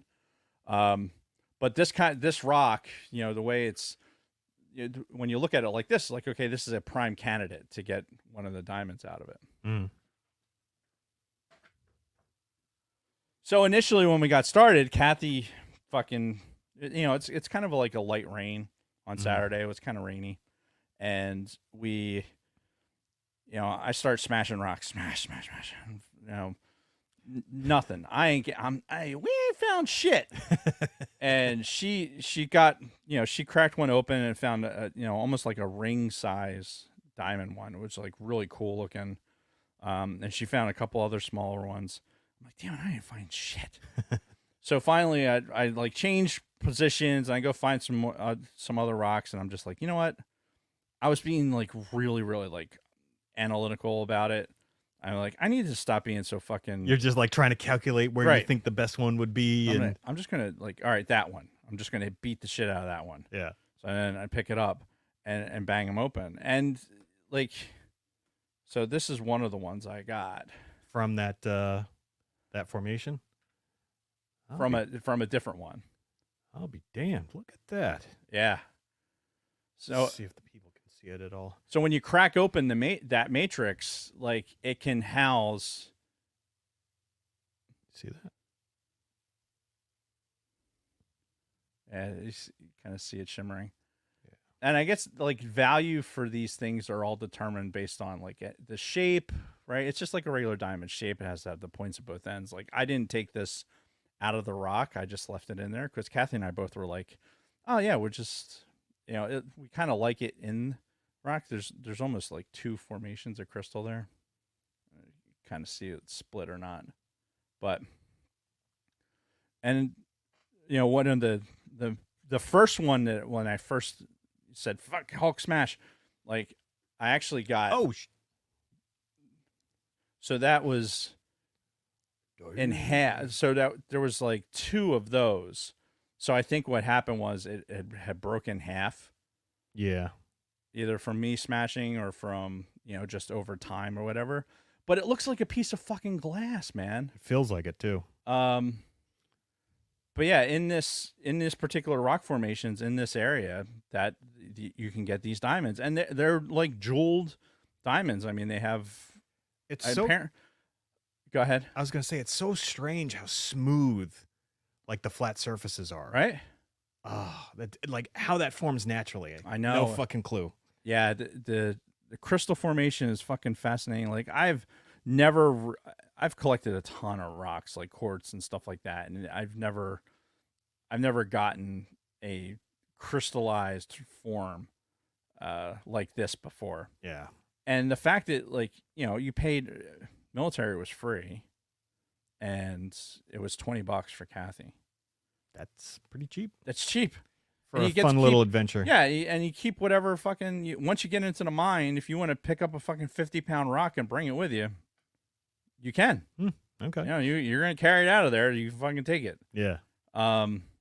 So yeah, the Herkimer diamond mines, and I will say that this one, like the way it's positioned, like in the It's size, perfect. It's like a great Yeah. display. I have another one that's even better Oh yeah. than this one. It's a little bit bigger. It's not like doesn't have that crack in the middle. Mm-hmm. It is a perfectly formed like jewel in a little cavern. Damn. And yeah, we're just going to leave it like that. Because some of them are even phosphorescent. Like you could use a black light and it'll actually like glow phosphorescent Mm-hmm. with some of the crystals. Crystal quartz. I don't honestly, LG. I have no idea. Like all I know is that they're like these are the Herkimer diamonds. I'm like okay, whatever, cool. But it was a fun little adventure. Yeah. And even though it was raining, like it was still cool. We, got lunch while we're up there, went back out, busted some more rocks. Dave really hurt himself by Of course you did. being overly aggressive. And yeah, found a couple more decent ones. There's some other cool rock formations. I mean, I used to be into geology when I was a kid, so it was cool. It was cool fucking just beating on rocks. And I'll tell you what, if the kids, if we'd known about that when the kids were little, we totally would have brought the kids up there to fucking beat up on rocks. Oh yeah. I'm sure they would have loved it. Yeah. And the first time one of them found something, I'm sure it would have Oh been. yeah, holy shit. It would like change your life. Yeah. So yeah, we did that. Then we went on because it's right on the Erie Canal. And so we did this whole Erie Canal tour, which again was in the rain for the beginning of it anyway. But what was cool was you go again, military was free and Kathy was like $25. Mm-hmm. And you get on the boat and it's like a 90-minute thing. And you go down, you actually get to go into one of the locks. It's one of the original locks that was from like 1912. Oh shit. And still has all the original equipment. The doors, the motors, everything. Wow. And so there was a new experience for me. I'd never been in a fucking actual functioning lock before. Mm-hmm. And it's like a 20-foot drop from where we were in the canal, and you drop down and you put you on the Mohawk River. Mohawk? Maybe not. Anyway, you put you on that river, and you go down a little bit, you turn around, and you come back into it. Mm-hmm. Neat experience. Kathy kind of talked me into doing it because I was like, I don't think you're going to like it, and we shouldn't just do it just because I'm sure I'll find something interesting about it.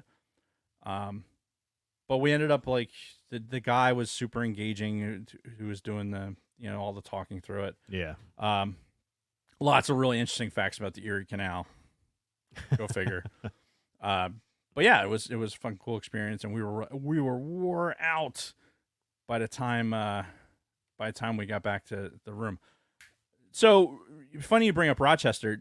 Remember when we were there, the first time you were there, and we went to that steak place that had all the fucking caricatures and shit on the wall, the Sinatra stuff? Yeah.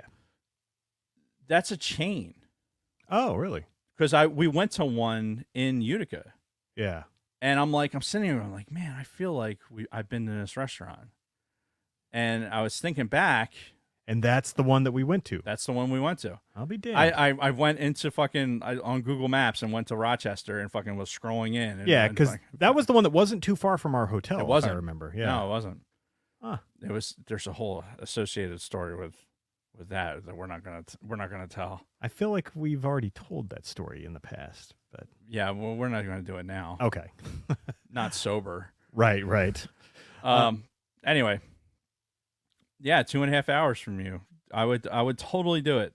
10 out of 10 recommend, and especially if you're like in the, you're in the Northeast, but you're not really in prime, leaf peeping area.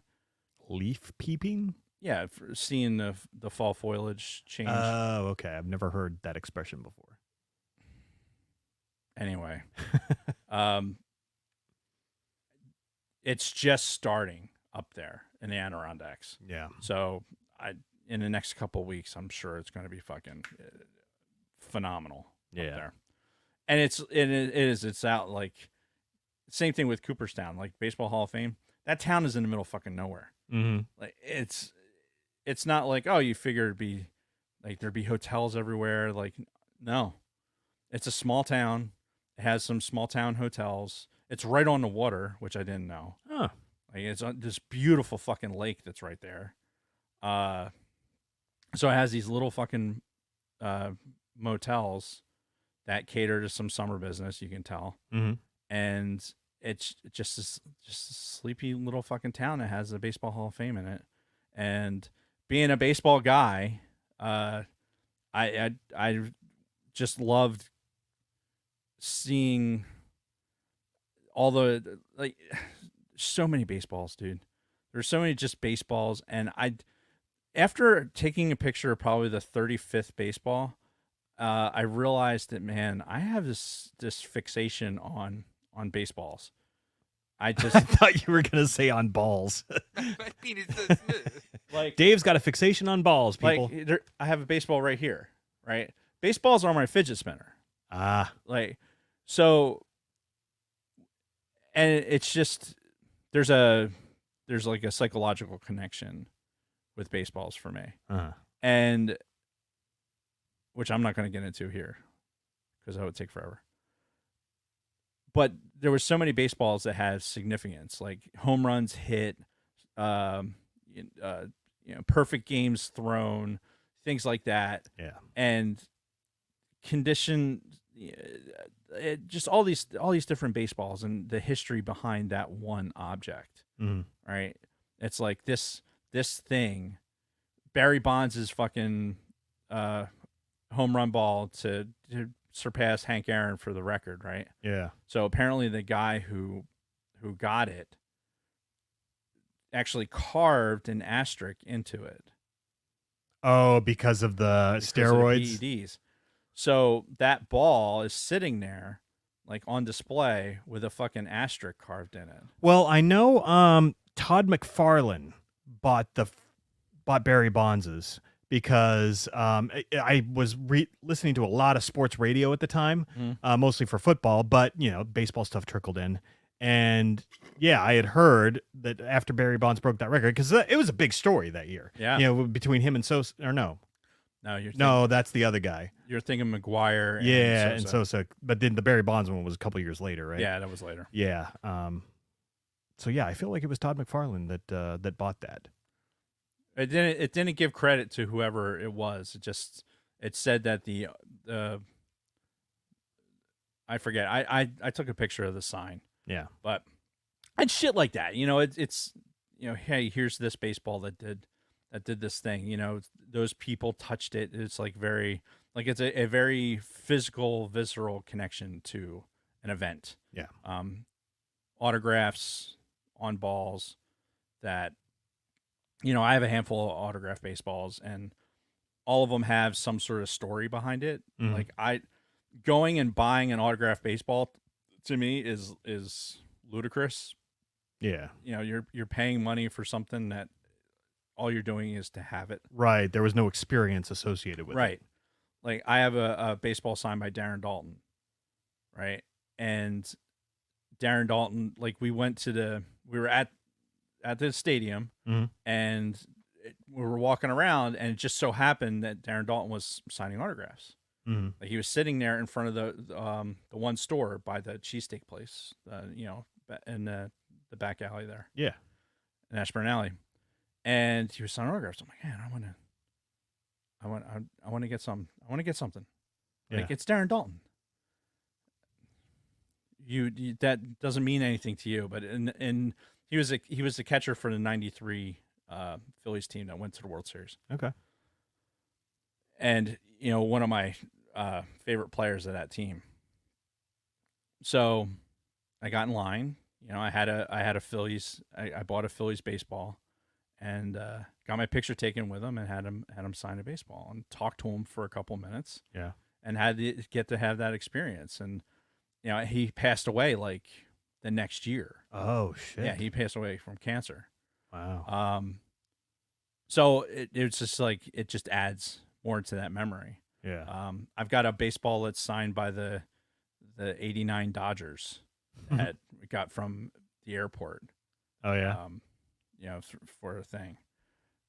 Kate's baseball that's signed by Shane Victorino. You know, there's a whole thing behind that. So get something for an experience. I'm not saying that, you know, people that like all of these things that you have signed here. Mm-hmm.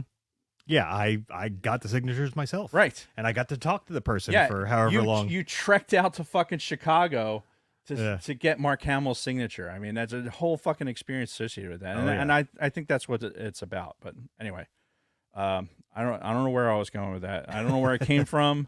But anyway, Baseball Hall of Fame was fucking cool. Definitely recommend it for baseball people. Yeah. Like if you're not a baseball person, you're going to struggle. you're not going to be into it. Yeah. Kathy struggled. Ugh. You know, anytime she saw something with a Phillies emblem on it, she kind of perked up. But otherwise, like as a kid growing up with baseball cards and knowing all these players and, you know, knowing, oh man, I remember Rod Carew and, you know, having this stat line in fucking 1987 and Fred McGriff's and, you know, when the Fred McGriff baseball card and here's Cal Ripken and, you know, all this other shit. Yeah, all that stuff, you know, kind of came out of me, like, you know, growing up with baseball cards and following players and doing all that. So, and like I said, I love baseball. You know, baseball is summertime. Yeah. And I love the summer. So, Summer days drifting away. Indeed. So I'm going to hand you something. Hopefully it's not your dick. Yeah, from over here. My penis is so smooth. So Oh, shit. So Is this an original? no. Okay. No. So Rick actually came by the other day and was hanging out, and he delivered me a Dinobot. Yeah. One of the, This is one of the newer ones? the Series 86 Yeah. version, I believe. I won't challenge you to transform it right now. It would occupy you probably for the next 25, 30 minutes. Yeah, we don't want to do that. But it is a good it like they've come a long interesting way. Yeah, and they're doing the same thing with them that they did with Star Wars. They have their version of the Black Series, which whatever the hell it's called. What I will say, and Rick would back me up on this because he's a Transformer like guru. Mm-hmm.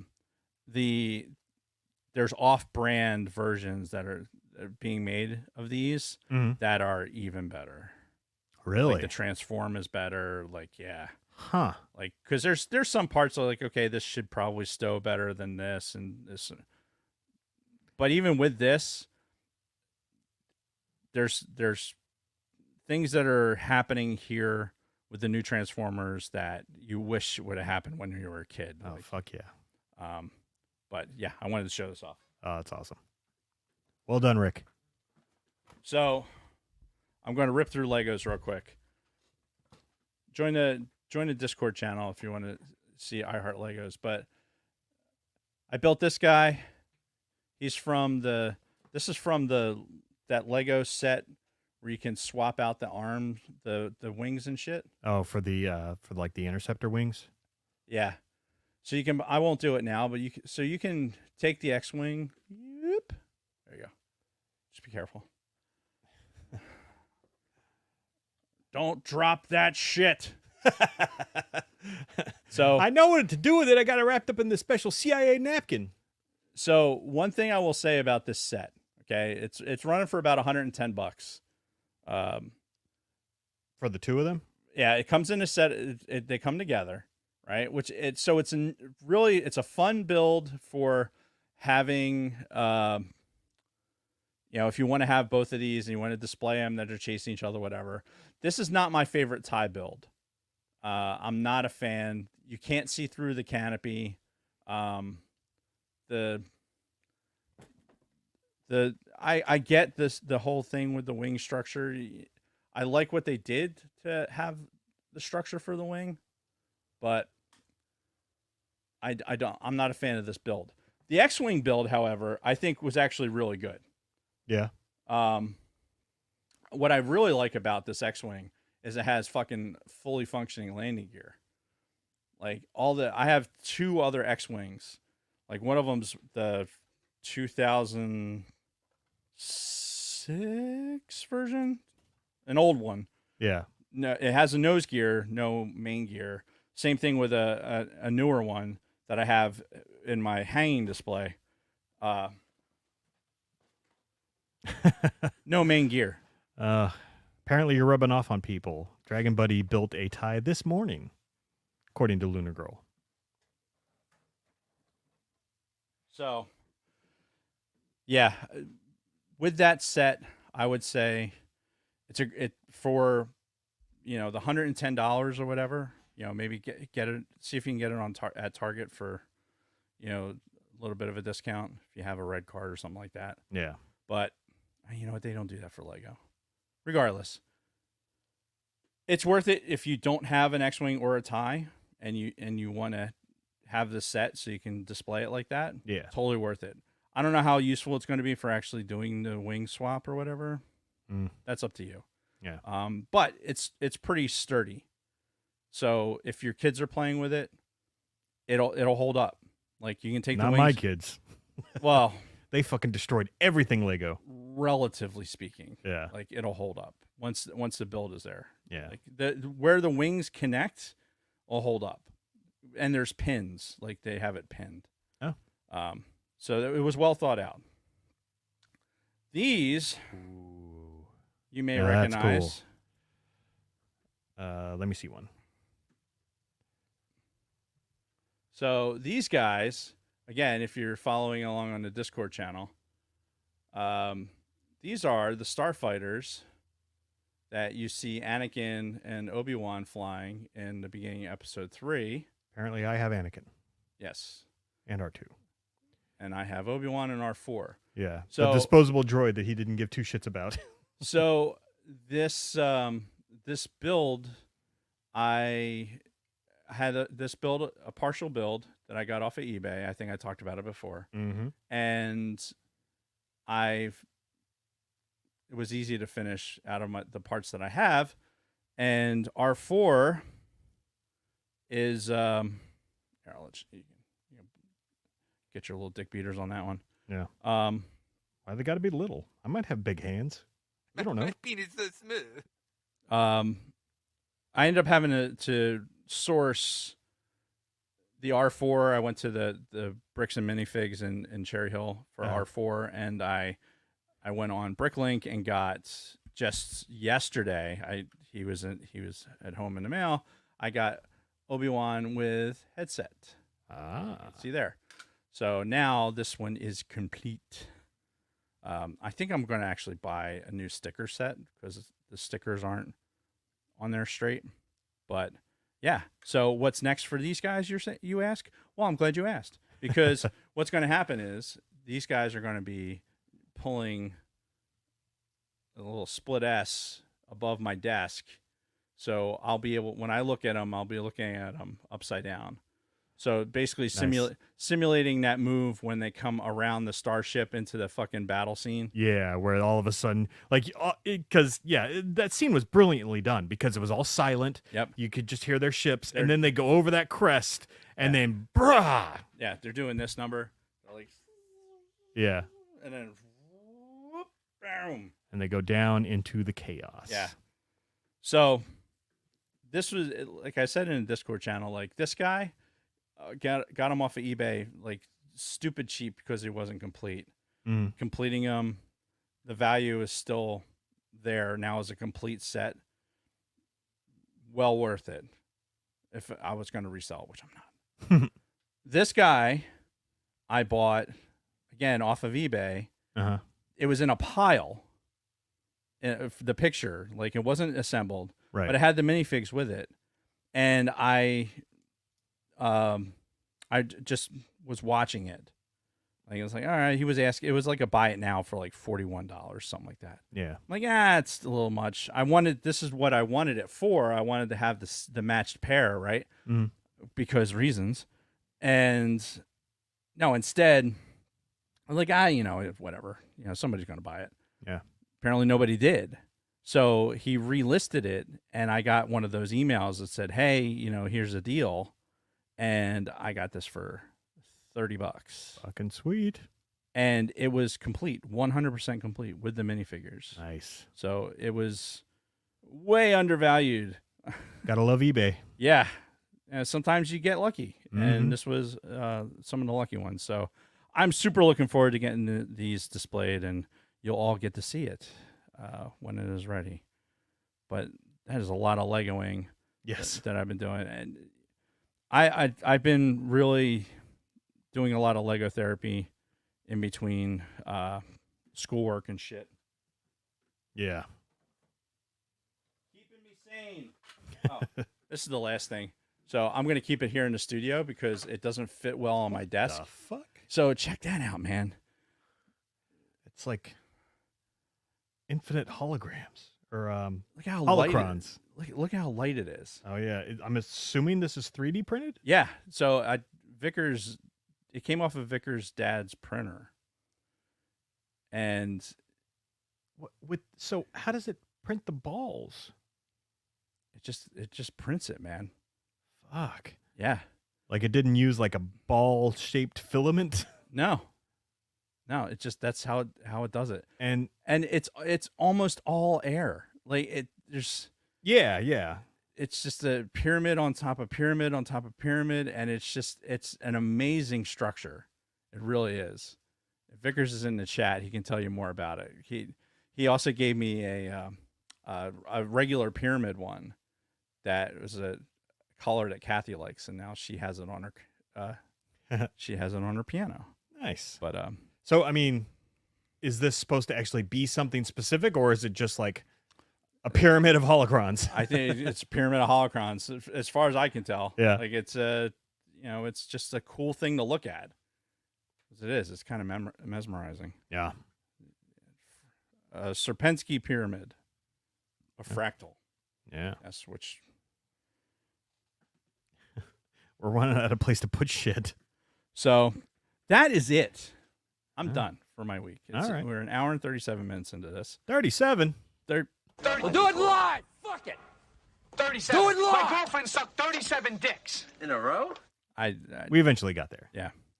I have to pee. Okay. Then I guess we will take a quick break and be right back after this word from a Colt 45, it's a dynamite taste, it's a grin, it's a groove, it's a blast. Colt 45, it's a dynamite taste, it's a win, it's a definite blast. Colt 45, loaded with dynamite taste. So grab one, down one, get yourself around one. Colt 45, malt liquor, Colt 45, it's a dynamite taste. I love that commercial so much. Oh, it's great. And it's so funny that, it was from a comment from Dave very early on in the show, like first few episodes. He made the reference to Billy D. Williams and the Colt 45 commercials, and somehow that stuck. And yeah, it's been with us all that time.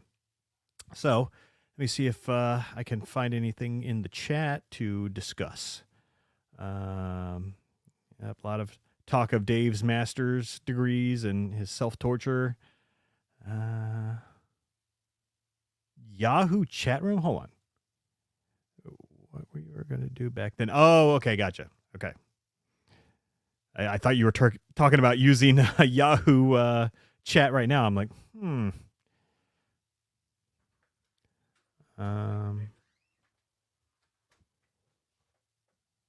hey, Kim, if you're still there.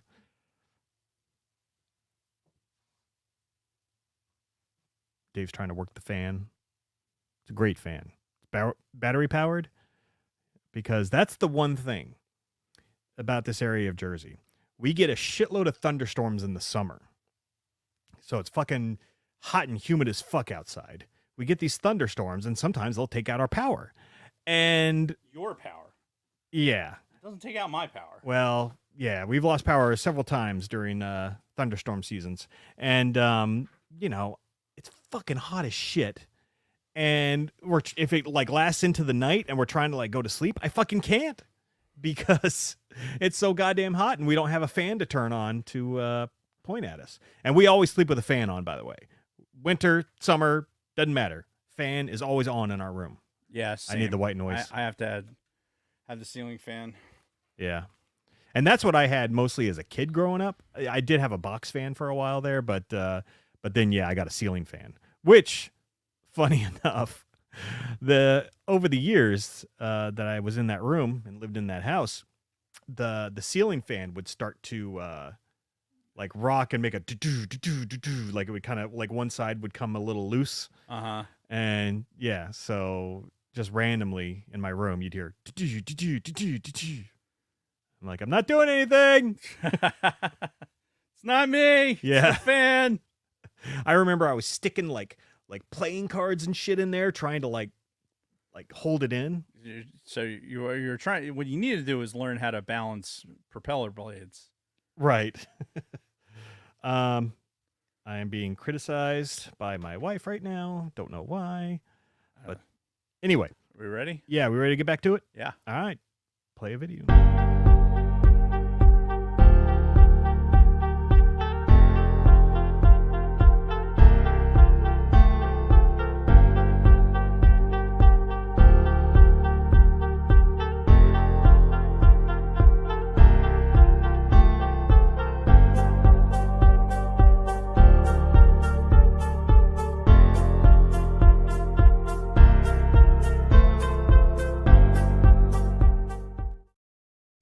And we're back. So, Darth Plagueis, the novel, written back in released back in January of 2012.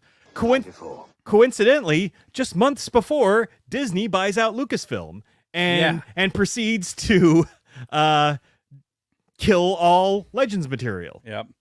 Well, turn it into Legends, but killing all of that canon in the process. So it came out at a very interesting time, and I never read it because of that, because I knew it had come out. I was trying to read another Star Wars series at the time. I think I was trying to push through the Vong series when that first came out. I was like towards the end, and yeah, I never read it. And then fucking Disney does the buyout, and now I'm like, well, why the fuck should I even bother? Even though like people like you were telling me that it was a good book, I never read it. So when I did finally read it, I say read in quotes because I listened to an audiobook. Right. It was really fucking good. Oh, it's such a shame that it is no longer canon because that was a good fucking story. Yeah, I will pat my own back for at least talking about it as much as I did throughout the years that we've been doing the show, because I think there has been legitimate reachbacks into this particular novel. Yeah. Where they've gotten material from this. All the way up to the recent Acolyte show. So, and the way it's written and how, not just, it was a good read, A, B, it just has a lot, it filled a void of information that we just didn't have. Yeah. And that's exactly what we want out of these novelizations. Yeah, because after Revenge of the Sith, we're like breaking down that fucking opera scene over and over, and I'm like, well, who was Plagueis? Did Plagueis create Anakin? Right. Tell me! Yeah. Which, by the way, they still left that a little ambiguous by the end. Yeah, they did. So maybe we'll never know. Maybe it truly was the Force, and it wasn't created by any particular person. No, I'm pretty sure they were definitive in the comic.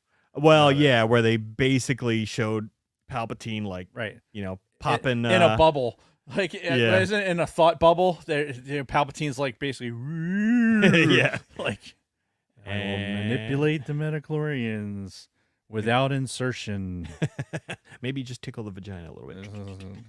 Sprinkles or crack on her. Get the fuck out of here.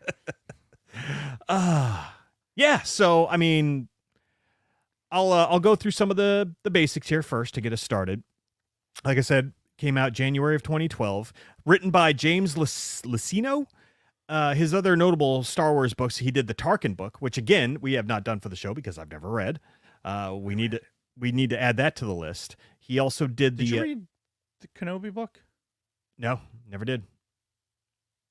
Yeah, I know. Everybody that I've ever talked to about it loves it. And in fairness, most people haven't read the Kenobi book, and Kenobi came out about the same time as this, I think. Probably, maybe a couple years earlier, because I think feel it was like years earlier. I feel like they had a tie-in game, for the Xbox, for the original Xbox, like it was an Obi-Wan Kenobi game, and it tied in with the release of the novel. Maybe I'm full of shit. I don't know. Think you're full of shit. Okay. Hold on. Well, now I have to find out if this Xbox game actually exists. Not only the Xbox game, but let's find out about the Kenobi book. Raise your hand if you've read the Kenobi book in the chat. Can you do that? Can you raise hands? It's not like a Zoom call. There was a Star Wars game that was released. It doesn't say when. But it was. Does it not say when? But it was released for the original Xbox. Well, I don't know. I need to. Oh, apparently I spelled Obi-Wan wrong. It came out in 2001. All right, so that's not this book. Okay. This book was definitely closer to the 2011, 2012 range. Yeah, and this Obi-Wan on the cover looks like Obi-Wan from Episode 1. All right, I'm opening up my Amazon library right now for the Kenobi book. See how we talked about Plagueis for like 2 minutes, and now we're already off on a tangent? Well, it's hard. It's hard because it's not canon, and we're grasping at making connections, I guess. Yeah. Why? What is happening right now? All right. Well, anyway, while he's finger fucking that, so essentially the Plagueis book goes across multiple decades, all the way back to I think like 60 years before Palpatine took over the Senate. But yeah, it follows Plagueis through his years. Like it starts off the prologue is Palpatine standing over Plagueis's dead body. And he's just like, soaking in what he just did. Like he literally just fucking killed him. And he's like, taking it all in and, feeling the power of the dark side and all that. It was a pretty good way to start the thing. But then when the book proper gets started, it's the day that Plagueis kills his master, Darth Tenebrous, if I remember correctly. Yes. Yeah. And it starts off with him kind of setting a trap for him because they were like, it's a trap. They were like investigating some cave or something. Oh, no, they had parked their ship in a cave. And, something was going wrong with the ship. And then all of a sudden, like cave-ins start happening. And they both start running out. And then Plagueis fucking stops Tenebrous. And he gets the fucking rubble dropped on him and killed. That's a succinct version of what happened. Yeah, I mean, obviously, it's a lot more went on in there. But again, this is a book. We can't do a book scene by scene. Fair. It would appear that Kenobi came out in 2013. Okay. So actually a year after this. Yeah, so the book I'm referring to. Okay. And it came out after the Disney buyout. Huh. It's interesting. Yeah. I mean, I'm sure it was something that was already on the docket. It was already scheduled to come out. Yeah. So I think that's But then immediately, not canon. Right. This to me, the tragedy of Darth Plagueis, this book trumps this read as a tragedy of the lack of canon. Yeah. Lack of canonization. We'll say. Right. Like a story that's really good that would be good in canon, but it's not, kind of thing. That what we should have gotten in the Obi-Wan series should have been that book not what we did get. But that's a conversation for when you read that book. Yes. Because you will. Okay. And Well, you I will mean, do if I'm going to, then we might as well do it for the show. Yes. I So, mean, duh. I mean, maybe we can get Bronco Fett back on board with the Summer of Legends. But Summer of Legends! But it'd have to be like the Winter of Legends. Winter of Legends! Yes. So anyway, it was written by James Luceno. We said he wrote the Tarkin book. He also wrote the Rogue One prequel novel, The Catalyst, a Rogue One story, and a bunch of short stories related to Star Wars. But not a huge track record. But I mean, he's doing a good job. I mean, I don't know how good the Tarkin book was, but it's all right. Okay. And I think he really captured the spirit of the story he was telling to the story, because he made so many deep cuts into the old Legends canon. Like there was a scene towards the end where he saw the Jedi Joruus C'baoth, the guy who was a clone in the Thrawn trilogy from Legends, because in that trilogy they came across the old guy who was technically an insane clone of the original. That's right. Joruus C'baoth. Right. So he saw the Jedi that cloning material was taken from. Excuse me. He mentioned fucking Sheezer in that through all of his like crime organizations and all that. Like Sheezer, who was from the novel that took place between Empire and Jedi. So yeah, crazy stuff. Really good callbacks. Yeah. Oh, and the Bane was mentioned many times throughout this book. Right. And mentioned in a way that was like weird, not in a reverential way, like more of a like, okay, that's old school. Yeah. Like we're not trying to continue the rule of two, which is one of those big overarching themes. Right. Not to bury the lead, but that's one of the things that Plagueis doesn't want. He doesn't want the rule of two. Yeah, he wants to live forever, right, and be the leader, and have somebody else there who also knows the power of healing and not letting someone die. Right. So that the Sith can rule, there'll need to be more than one. There'll need to be more than two in order to do that. Right. So he's trying to break that chain. Yeah. Which is one of the reasons that he fucking set up his master in this fucking chain reaction of cave fucking dropping. Yeah. And then trying to keep him alive for a little bit. Yeah. Just the premise of one of the things, I'm going to jump around. Yeah, no, that's fine. One of the premises of how Plagueis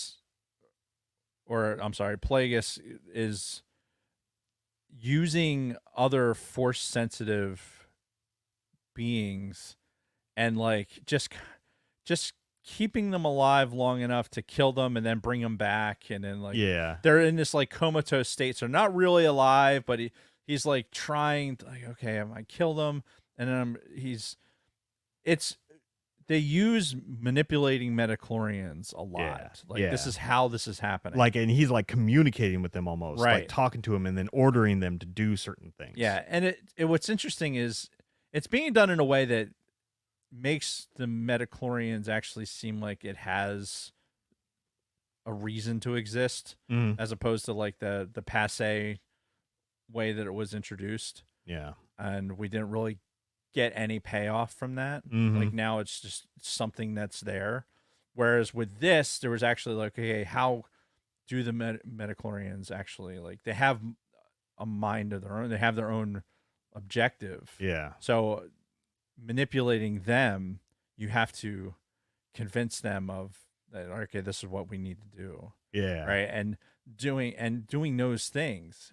And pretty much as experiments. Yeah. On, like having a subjects. zoo full of fucking animals and plants and people, other beings, that this is what he's doing, is this constant science experiment. Yeah. And like it or not, we live in a world that has Rise of Skywalker in it, right? So when we look at the things that Palpatine was doing, like with the cloning and everything else, the experimentation and seeing the the tubes filled with fucking different beings that were probably Force users and trying to get the right ones. Yep.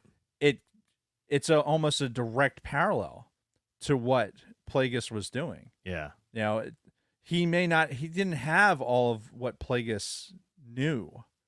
Plagueis didn't share all that information. So now Palpatine's like, fuck, I saw him he had a fucking zoo full of fucking people that he was experimenting on. So now he's trying to recreate that. Yeah. And never really had all of the information. Mm-hmm. So this book, even before fucking Rise of Skywalker even exists, it makes you believe that like they had to have looked at this information and gone like, okay, we can use that to develop something for Rise of Skywalker. Like, sure. Yeah. To make the Palpatine cloning seem that much more realistic. Yeah. Yeah. For how he was going to continue his life. Yeah, and then if you dip farther into Legends, you know, Palpatine had successful soul transfers into clone bodies. Right. And, you know, so it's they Dark Empire. They pulled a lot from Legends. Yeah. But it's really, I forgot where I was going with that. Shit. No, while you're reading it, it's one of those things where you're just like, man, the fact that this exists, it hasn't been canonized, but it exists and we haven't talked about it. And then while I was listening to this, because that's how I read it when it first came out. You know, I have the hardcover. Obviously, it's sitting here, and then the sacred Jedi text. And then I listened to it just for the sake of refreshing and everything. And it was a good listen. I like how they did it. The narrator was fine. Yeah. Wasn't Mark Thompson, just some other random guy who I'd never heard of before. Right. But and quite frankly, I like that. It wasn't overdone. Yeah. And that's the issue. I have a lot of Star Wars audiobooks, but getting this book into canon would be a lot easier than redoing writing a whole nother fucking book. Yeah. With the same information in it. You know, we got the Acolyte. That's where I was going with that. Sorry. Like, what was I trying to say? That's with the Acolyte, and we're bringing Plagueis into this a little bit. Like we're showing something. We're showing our hand a little bit. Yeah. All right. How are we going to tie this in? Yeah. And you get the sense of, you can look at this book and go like, okay, this is a side quest for fucking Plagueis. Yeah. Who was trying to like, oh, here's another Force user. Yeah. And here's something else to think about. Unless I'm missing something, Star Wars canon, when it comes to the visual stuff, the movies and the shows, I don't think they've ever gotten deep into the rule of two. Like, I don't think they've delved into it enough to where like your layperson would understand, right? Your casual fan. No, I think the casuals are only going to know it as like a throwaway line in Phantom Menace or something. Well, or yeah, Yoda's line, always two there are. Yeah. A master and an apprentice. Yeah. So I'm just like, Except for when there's a master and an apprentice and an apprentice. Yeah, but that's the Sith for you. Yeah. But yeah, no, we've never gotten a good breakdown of the origins of the Sith, and then how it turned into the rule of two and why. Like, none of that stuff's been out in normal visual canon. Right. And they need to do that because they need to catch some of these casuals up. They got much like the Plagueis book, which to me would be easier because it's one book. Yeah. One book giving us all of that. You have the trilogy of Bane books that you'd have to. I don't know that you can make fucking 3 things out of it. I think you. No, that's like a series. That's like a season 1, 2, and 3 kind of thing of a show. There's a lot going on there. Yo, they need to do that. Oh, by the way, did I mention that I got my books from Drew Carperson? No. Yeah, I got For the Patreon thing? Yeah. Yeah. Yeah, I got my signed copies. I'll be damned. Yeah. So now they're nicely in my library. Nice. Very nice. Yeah. No, I only wish it might not even been an option, but they're the paperback. Mm-hmm. Man, I should have gotten The hardcovers. The hardcovers. Yeah. But what are you gonna do? Yeah. I think the original copies that I had were paperbacks. They were Yeah, that's how I read them. The first time back in '93 or whatever it was I had the small paperback. I'd flip through it at school when I was working. Yeah, the paperbacks were like this big and it was like that thick. Yeah. So these are like they're slightly larger. My penis is so smooth. Version, so it's not quite as thick. Mm-hmm. But so the book itself is a little bit bigger. Yeah, yeah. But yeah, I was so happy when it showed up. Yeah. Like, oh my god, so finally. Very cool. I was so happy. Nice. If I remember, I'll bring him in. Okay. I forgot what we were talking about. Plagueis. Yeah. Well, no, I know that. But and yeah, so overall, we're going through the decades, and one of the first big reveals that kind of surprised me, but then really shouldn't have given Palpatine, was the fact that Plagueis was some, billionaire fucking aristocrat guy on the outside, his secret identity, so to speak. Right. Yeah, he was just this wealthy person in charge of all these corporations and, dealing with the crime families and stuff like that. Right. And we find this out, which makes sense given that he's a Mun, right? Yeah. But we also get how that happened. Like in this one book, yeah, we also get how he got to be the magnate that he is. Yep. So that he can wield all this power. Yeah. Right. How all this stuff came together. And that's one of the things I really like about how the book tells its story. Mm-hmm. Like we get Palpatine origin story. Yeah. With it it's not contrived.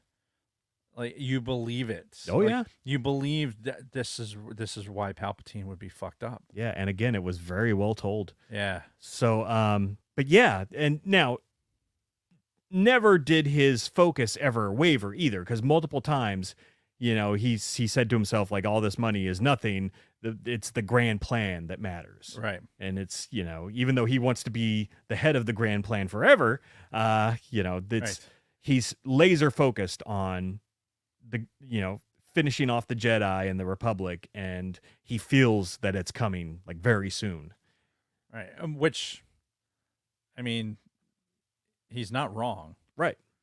It is correct. No, he's clairvoyant in what happens to the Jedi, right? What the Jedi do to themselves. Yeah. And how within the story, how they talk about how the Jedi are getting there. Yeah. Too. And you know what? And that all kind of ties into the Jedi's diminished use of the Force. Mm-hmm. Because the way they describe it in this book is that the Jedi have gotten so complacent and they've spread out so much that none of their individual powers are very strong anymore. Because somehow it's getting diluted. So yeah, they go into it in more detail. It's Well, ignorance is bliss. I think. Yeah. I think at some point it's just ignorance. And what really, so it's the Sifo-Dyas story. Yeah. How he's interacting, how Plagueis is interacting with Sifo-Dyas. Yeah, because Plagueis had a lot to do with the creation of the clone army and everything. Yeah. Which, again, one of those things that we just take for granted, like, oh, okay, this is this random Jedi name that you don't hear about, and this, whatever. Well, and that's after seeing Attack of the Clones. I'm like, what the fuck? What's the fuck's up with this? The fucking Sifo-Dyas, yeah. And like, how did he do this? Why did he die right at the same time? Right. Tell me. Yeah. How does all this come about?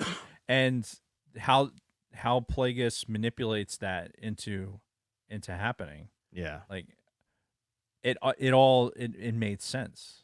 Oh yeah. Like, oh, this is the build up for this. Like how over these amount of years, and Plagueis and Palpatine like spending those years developing Palpatine into who he was, and Palpatine having this horrific backstory that had to kind of fade into the background before he could be a player in politics with not only the in the Senate but on his home planet. Yeah. And then the factions that are on his home planet that were trying to turn shit around on the him. Naboo families, the great families of Naboo, and and essentially Plagueis makes all of this happen. Like, he's manipulating everything, because now, as this billionaire who's got all this power, he's using it towards making the grand plan happen. Right. So he's manipulating everything at this point. So he is the pre-Palpatine. So let's talk about the making of Palpatine here. Okay. What did you think about the death of Palpatine's father and how they told that part of the story? It reminded me a lot of Bane, honestly. But nothing specific really jumps out. Yeah, the overbearing father. So what ends up happening, like, for those who haven't read it or aren't going to read it, like, what ends up happening is the father doesn't want Palpatine to have a relationship with Plagueis. Yeah. So he's made arrangements for Palpatine to be sent somewhere where Plagueis isn't going to be able to get access to him. Mm-hmm. And Palpatine's like, who the fuck are you to tell me how I'm going to live my life, basically? Yeah. And there's this great sequence where the guard that's bringing Palpatine to the ship, right, brings him to the ship, and it's just like Palpatine, it's just, you can almost hear the music increasing in intensity as everything is happening. Like, and then you see all the characters that are going to die, as when we get to that point in the book, you don't know that everyone's going to die, but something bad's going to happen. Yeah, because you can just feel just the way Palpatine's kind of coming off. Yeah, this is not going to end well. And sure as shit, he goes fully into the dark side. Yeah, and uses that raw emotion to just fucking, he eliminates his father. Yeah, and then everyone else. Mm-hmm. And it's like, okay.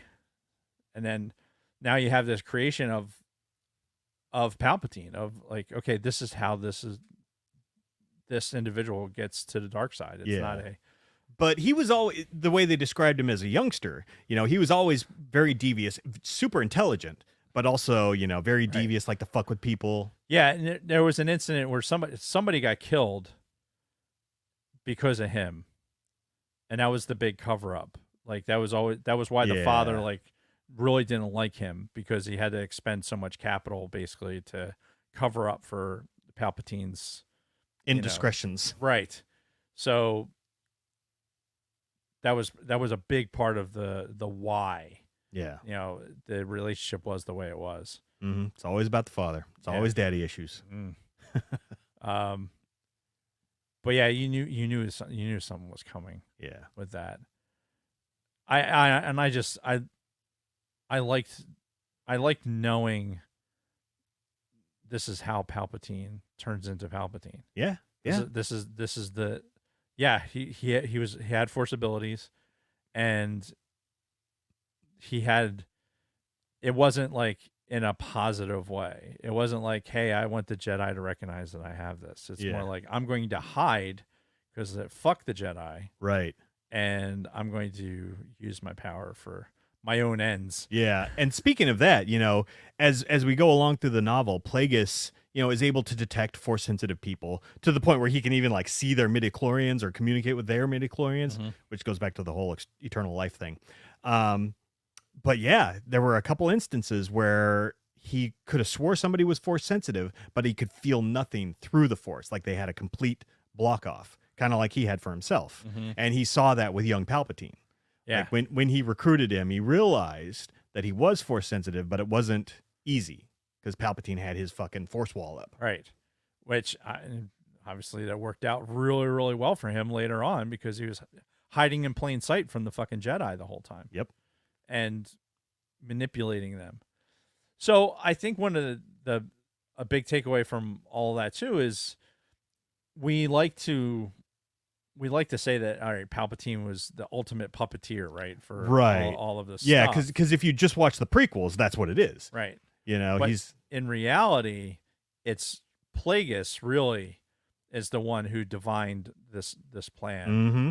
You know, all the way, everything you see in episode 1, they tell us exactly how we got there with the fucking Nemoidians and the blockade is a perfectly legal.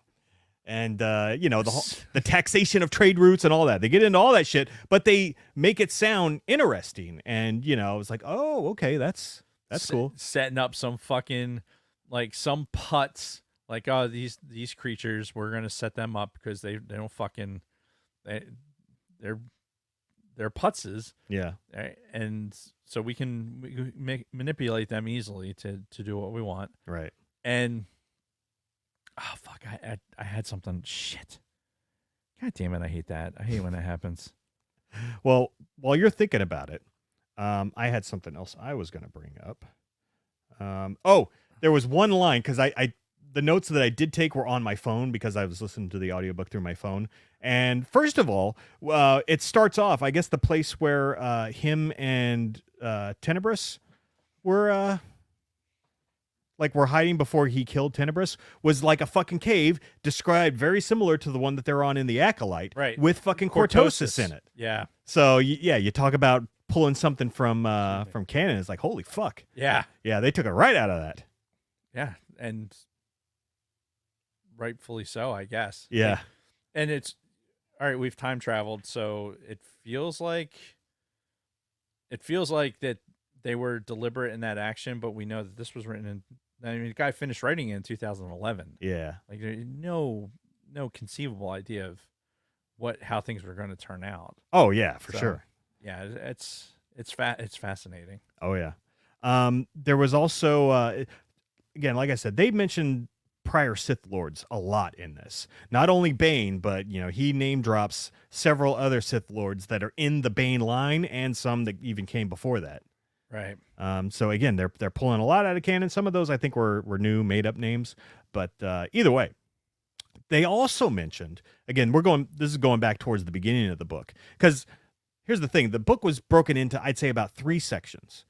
The section where it's just about Plagueis and his families and his business dealings and all the shit that happened there. Then the middle area where he discovers Palpatine as a kid. And he's, starting to see him more and more. And then we get the incident with the family. Mm-hmm. And then we get to the third part, which is all about them manipulating their way to get Palpatine into power and, start the Clone Wars and everything. Yeah. So, yeah, that's how it's divided. So to finish that thought, during the beginning, when we're still learning a lot about Plagueis, there was a mention of how he was the only current Sith alive, and he was not one of the pretenders that are out there saying that they're Sith, but that he is the last one from the true Bane line.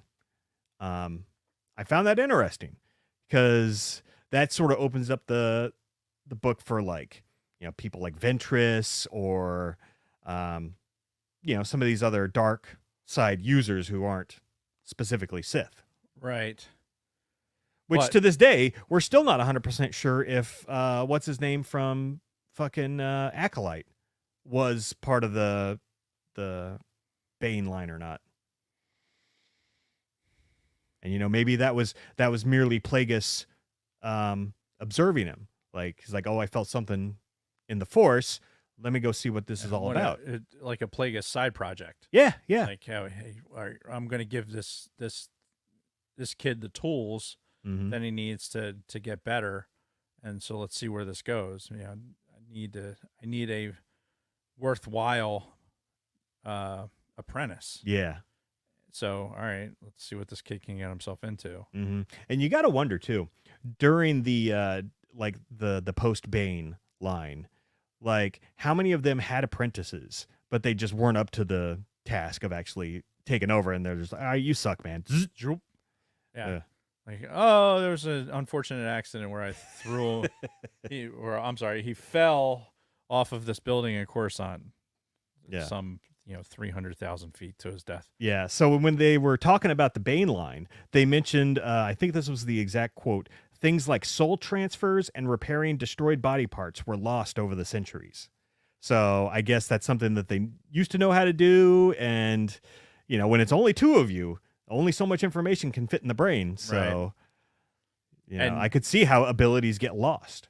Yeah, you got to dig for holocrons. And I mean, that was something that Bane was super into, right? Oh, yeah. Getting all of that information. Mm-hmm.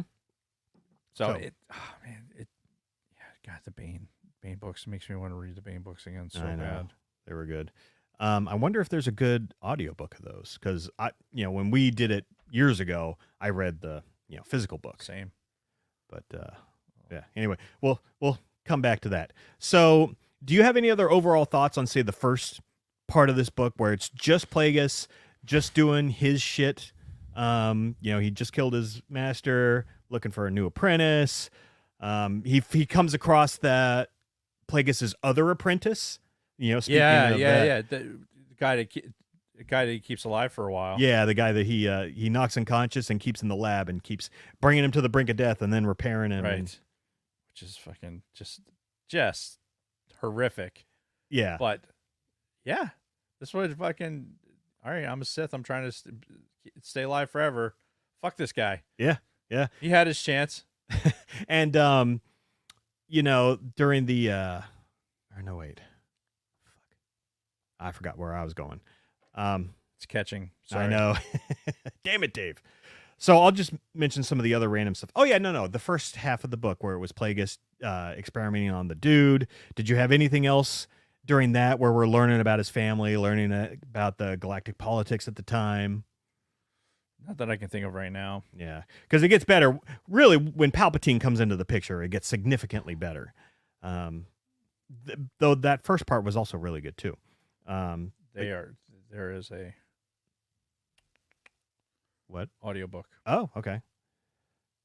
Very cool. They mentioned, talking about other stuff from canon, they mentioned the Isalamari in this, which I am pretty sure they have not made new canon yet. I don't think so. Yeah, I don't think I've heard any mention of them. That'd be an easy one to figure out. But this is, I don't know if you had the same issue, but when I was reading this and thinking about canon, non-canon, like the stream starting to fucking just start, like everything's starting to fold over, and you're just like, all right, I gotta go into Wikipedia, make sure it's on the canon page, right? And thank God they have that too. Yeah, because if I'm just relying on my brain for this, like, no, yeah, I don't remember shit. Yeah, there'd be a Pokemon in there somewhere. Like, yeah. They also mentioned, this is something that eventually came into canon, nuclear weapons. Yeah. Around the time where there was all kinds of assassination attempts and stuff going on. Yeah. When you hear it, you think of less about nuclear weapons, more of atomics, like in Dune. Yeah, exactly. That's how I kind of perceived it. Yeah, and I think that's what they mean too. But yeah, like the only other time that they'd ever mention nuclear weapons that I know of is in the Phasma book. Remember because her planet was like devastated by some sort of nuclear meltdown or whatever? Oh, yes. Yeah. Yeah, that's right. That's why her homeworld was like a wasteland. That's right. So, at the time, didn't they do that? Like, I think they did it in Mandalorian too. They talked about the glass planet. Remember, he shows up and he's got to go into that. No, that's Mandalore. That is Mandalore. Yeah, because of the fucking pounding it took. So maybe it might have been a similar thing. Yeah, 'cause I think we talked about that. Like, all right, all this glass, it almost implies that like it was like this nuclear weapon. Yeah, but they never actually said that it was. But yeah, as far as I know, the only two times we've heard about nuclear weapons in Star Wars is now the Plagueis book and Phasma. Nuclear weapons. What did I say? No, every time we say nuclear weapons, I fucking Chekhov in my head saying it. Ah, yes. And it's nuclear vessels, not weapons. I know, but oh, you're hearing him say it doesn't stop it from like that audible in my head. Yeah. That was kind of the end of my phone notes, but getting back into it a little bit. The end might be not the very end, but as they're doing all their final setups for the grand plan. Some stuff that might conflict with current canon was Dooku's. Well, you know what? I think the Dooku character is pretty consistent across Legends and canon because he left the Order in Legends after Qui-Gon died also. Mm-hmm. And I know that's the case in current canon. So the Dooku stuff, maybe not so much, but I think the Sifo Dyas stuff now contradicts what what this book says. Mostly in reference to, because you remember the Dooku Jedi Lost or whatever, like he was like the best friend of Sifo Dyas, and Sifo Dyas eventually went like crazy or became a retard or something, and that's when Dooku manipulated him to make the clone army. So, I forgot about that. Yeah, I forgot about that when I was reading this, because this seems way more logical, like how they present it. Like, okay, here's a room full of clickety-clack drinks are happening. You got Jedis rubbing elbows, and one guy's on this side of the room, and they're talking politics and how that shit comes up. Like there's a lot of that narrative in this book, right? Where you're in this like, hey, wartime footing could potentially happen, and what side are we going to be on, and like. It's the early stages of having these conversations about things that are happening in the world. Like, so you have the rich people are talking about like, oh, who's going to fucking protect us on our money, type thing. Oh yeah. So it was a realistic, to, Earth present day, or Earth during the Afghan war. Yeah. Type conversations that they would be having. There was something about, when Plagueis was talking, when he was conversing with Sifo Dyas about.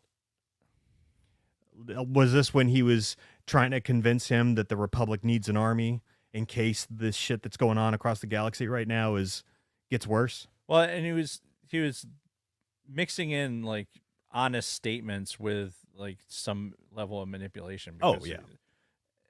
Sifo Dyas was obviously conflicted with what was happening with the Jedi's decision, or where the Jedi were being pulled to. Mm-hmm. Like, obviously that the trend was not positive for what was happening.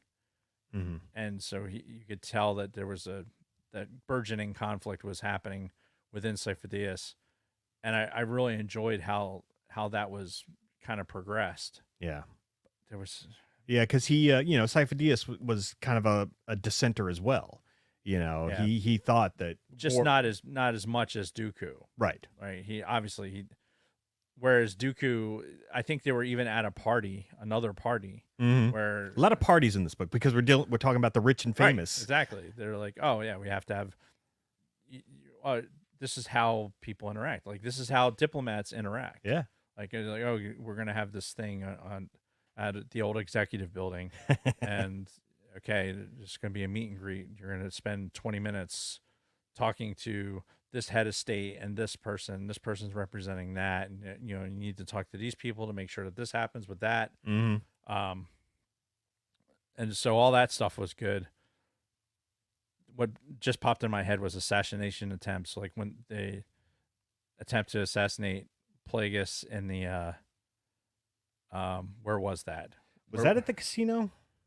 Was it the casino? I feel like there was a scene at a casino where something happened, but no, he was in some other family's house or something, because he had a lot of bodyguards with him, and they all got fucking killed, and he made it out, but he got all fucked up in the process. Yeah. Well, Palpatine showed up. Yeah. Palpatine was like, "Fuck, something bad's happening. I gotta go. I gotta go save my boss. Well, I need him." At the time, that's what we thought, but as we get to the end of the book, we'll understand that something else was going on there. Yeah. But I mean, he needed to be there. Yeah. Like that was the bottom line was like, all right, I have to show up to, you know, throw his fucking carcass on my fucking back. And it's really hard is picturing a Mun doing all this. Right. Cause you just think some big kind of slow hunking thing. Right. I think of the guy that leans into Obi-Wan and says,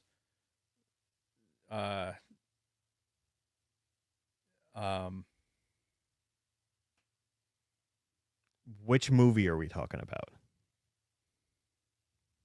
3. Okay, somebody talking to Obi-Wan, like when they no, that's episode on the 2. Platform. Is that episode 2? You might be thinking episode 2 because that's where they chase the one girl into the little gambling room, and No, not that one. Obi-Wan goes for a drink. Have a drink. No, fuck. Now, never mind. Never mind. What the fuck? So, getting back to Plagueis and the grand plan, you know, as we're hearing his inner dialogue throughout all this, his intent was never, like we said, was never to give up power. It was to be the supreme, you know, leader forever. Supreme executive powers derived from the masses, not from some farcical aquatic ceremony. Yeah. And he never intended to give that power up to Palpatine. But he never told him the plan either. So my thought was maybe he just didn't trust him enough yet. Right. But yeah. Well, and plus too, like you had the introduction of Darth Maul into this. Oh yeah. Which I forgot happened until I was rereading this. Yeah. Like, I forgot that Maul was in this, and that Palpatine was like keeping Maul off to the side until they used him a couple times, and Plagueis like very similar to what Vader did with Starkiller in those games. Right. And Vader does in the comics. Well, no, Vader, he doesn't really have a side He had piece. that weird little group of people with their strange abilities. He was trying to do something, and the Emperor flushed that out and fucking chopped them up again and left them with no lightsaber and said, "Fucking figure your life out."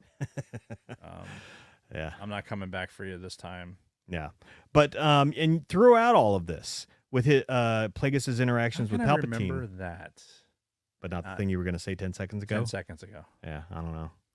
But anyway, yeah, Plagueis is in it the whole time has this in his mind that he's the master. Palpatine will never be as powerful as him, and Palpatine plays the role too. Mm-hmm. He always just, oh yes, master, absolutely. You've got so much knowledge, master. You're so wise, master. Right. Which again, when we get to the end, I think we're just going to talk about that now.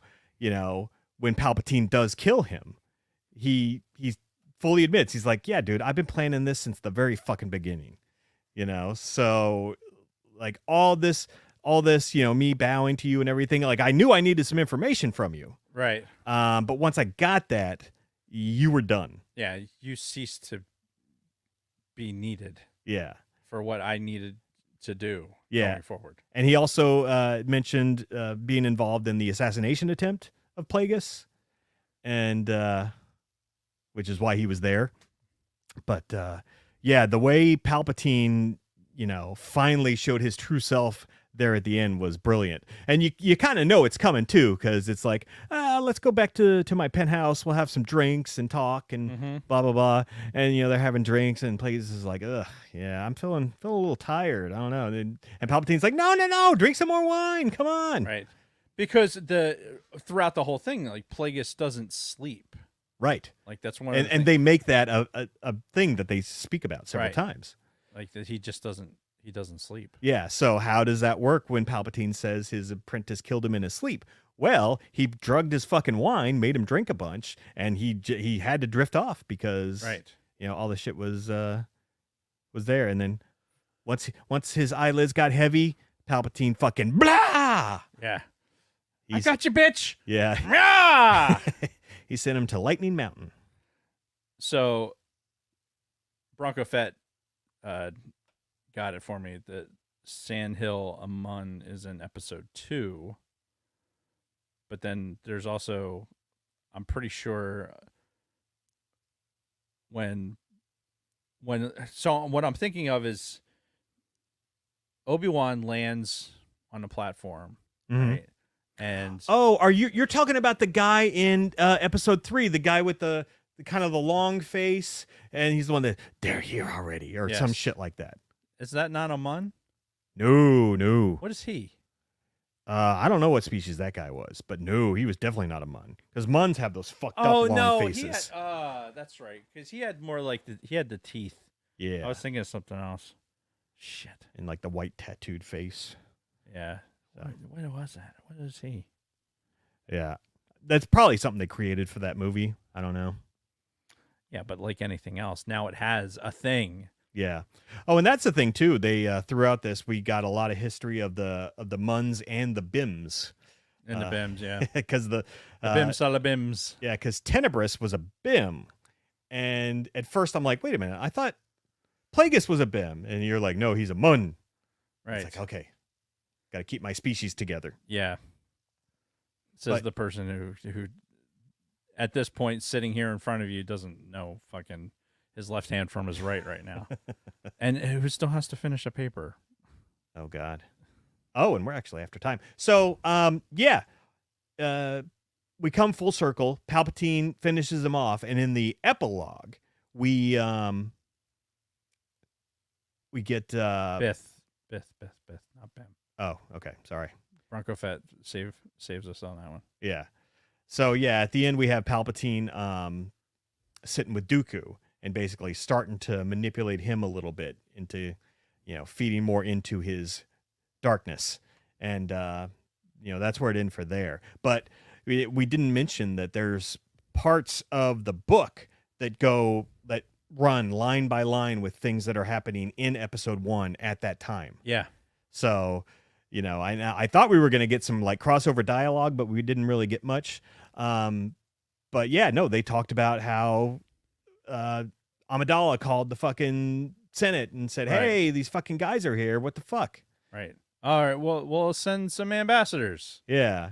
And then that'll shut her up. And then Palpatine, is surprised that they did that, because I guess it was in the rules that they couldn't send Jedi on missions like that. So. Fooled you. Yeah. And the way it kind of ran in line with episode 1 for this last third of the book was pretty awesome. So in summation for this book, I think that you get this book, listen to it, read it, however you want to ingest it. You're only gaining Star Wars lore. Yeah. You're not ruining anything. I don't remember any part of this that I would say that it was like, oh my God, that's completely ruining the canon. Yeah. Oh, excuse me. Yeah, no. And this is 13 years ago. Yeah. This was written. Mm-hmm. So, and this was at a time where they were exploring all over the fucking Star Wars universe. Yeah. So you're talking about a book that's 13 years old that didn't manage to get out, and even to this day with all the stuff that's out, they're taking information from it. Yeah, and from this book specifically. And it's not affecting negatively the canon. Right. It's worth the read. Yeah. It's worth getting in there and being like, okay, here's some background information. If for nothing else, they're like, okay, when they do start talking about Plagueis in the canon, you'll have some baseline. Like, is this what they talked about before? Like, how close are they to the actual shit? Yeah, because it's one novel. It's not like even the Bane trilogy. Like, it's a heavy lift. Yeah. To read all 3 of those books, and there's a lot in them. Yes, a lot. But it's also, the Bane trilogy is a thing in and of itself. Like you are immersed in what's going on with that character, and there's no tie-in at all. You don't have to worry about canon or anything else. It's just it's a thing in and of itself. With this, it's one novel. It handshakes beautifully with what's going on in the canon. Mm-hmm. And with everything that we've watched and read up until this point. It still has relevance. I think to this day, it is, as a Star Wars fan, it's a must read. Yeah. In my estimation. Yeah, totally. It's really, really good. You can really see the stuff that they pull from canon, that they pull from this for canon. He's a great character, but he has that same flaw, that Palpatine apparently inherits because Palpatine wants to now live forever through clone bodies. Right. So that never ends well for the Sith that think that they want to live forever and be the only Sith. Right. And maybe that's how the line broke for good, because you had these two idiots who thought that, it's just me, nobody else is going to ever come up to my power level, and I'm never going to die, so I win. See, but that there's an argument about the balance of the Force, right? So then it's like I'll always say that they're going to have to, not have to, but there's always going to be the light side, dark side, the yin and the yang, right? So even if they're not actively out there being evil and wielding a red lightsaber, that Sith bloom is out there, and it's propagating, until it manifests itself because of the environment or whatever it needs to. Yeah. Because it has to, the balance, to use a Matrix analogy, like it's the summation of this equation. Yeah. Right. So it has to produce. And at this point in moment in time, we're still inside this rule of two, where they're just building on that. Like, okay, here's Force users that are bad guys. These are black hats, right? They'd rather fucking step on somebody's head to fucking keep their feet dry than help somebody out of the puddle. Yeah. Bad. Right. And then the Jedi would pull somebody out of the puddle. We'll call them good. Right. Even though the Jedi peed and made the puddle and then threw the guy into it. But we don't need to get into all that. Right. Right. It's a good analogy, Dave. Yeah. No, Thanks, it was funny. Dave. But yeah, overall, great book. Like Dave said, go read it. It's worth it. Even in the current canon that we live in now. Yeah. And, Tevin, who's reading the Bane trilogy, yes, absolutely. Yeah, can't recommend the Bane trilogy enough. Yeah, it is one of my favorite Star Wars reads. Yes, of all time. And this feels like a good follow up to that, like the Darth Plagueis book, because you see where now we're at the end of the line, the end of what Bane started. Dude, Winter of Legends. I remember I just bought with my one credit that I have. I bought Path of Destruction, a novel of the Old Republic. That's the first Bane. Oh, gotcha. Okay.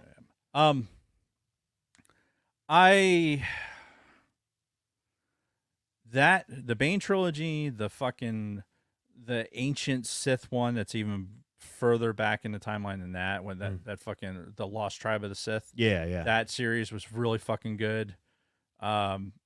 There's just good writing out there. Yeah. And look, I think it comes back full circle. There's space and time in the Star Wars universe that can be written and written well. Yeah.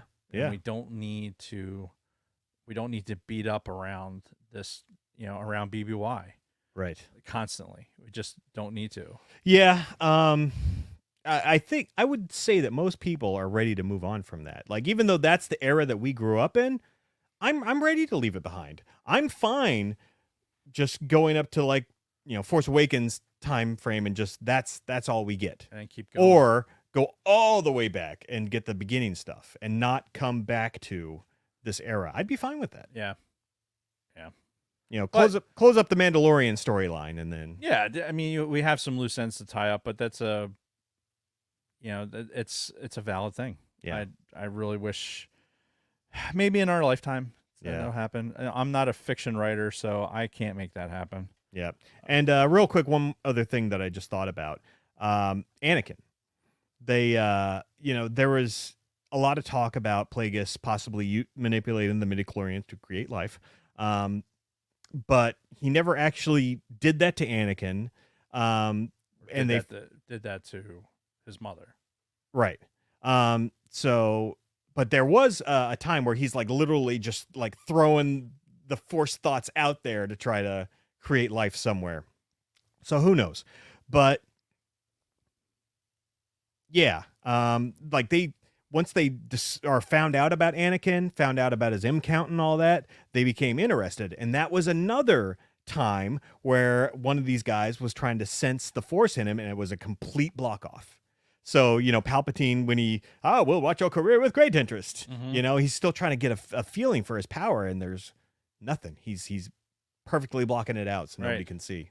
Yeah, so they can't see your thoughts dwell on your mother. Yeah, my thoughts dwell on your mother.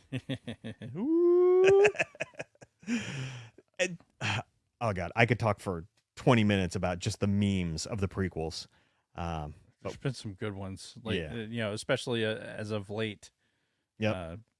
People's games have been on. So, all right, why don't we close this up? Because I know you have a couple things to get to. I do indeed. I'm going to blitz through the ATSW family happenings. And I bet Luna Girl put in a lot of time and effort. She did to write that. And I'm going to write every single word. And you're just going to shit all over it. I'm going to read every single word. Okay. Because it's on the teleprompter. All right. ATSW family happenings. New Mace Windu book coming soon. Yeah, we'll see about that. Yeah. Stranger Things Happen is back from summer break, just in time for spooky season. Check out Snooch and LG live for season 4, a mid-season recap of Stranger Things on a new day, time Tuesday, 17:30, 5:30 p.m. Eastern Daylight Time on YouTube. Booth and Back is back this Wednesday. This season, Big Love and a Lunar Girl review of the week's football highlights as discussing our matchups on the Sidebar Cantina Fantasy Football team. Stay tuned to the Sidebar and Escape Pod socials for time. Also, there will be no Escape Pod this week. Before we sign off, I have big changes for the fantasy football thing that'll affect that. All right. So stand by. Scott and Kim over at the Use and Abuse will be up bright and early on Thursday with a racing recap from this past weekend. Catch them at 0500. 5 a.m. Eastern Daylight Time on YouTube. This past Friday, the Orange and Fett Show released episode 120, Habanero Pizza in Boise State. Find them on Apple and Spotify. You all right over there? Oh, yeah, no, keep going. Did you just eat a bug? No. Oh, okay. Don't mind me. You licked your microphone. Finish the reads. You got shit to do. It's distracting. You're making faces over there. Not at you, though. Peripheral vision, man.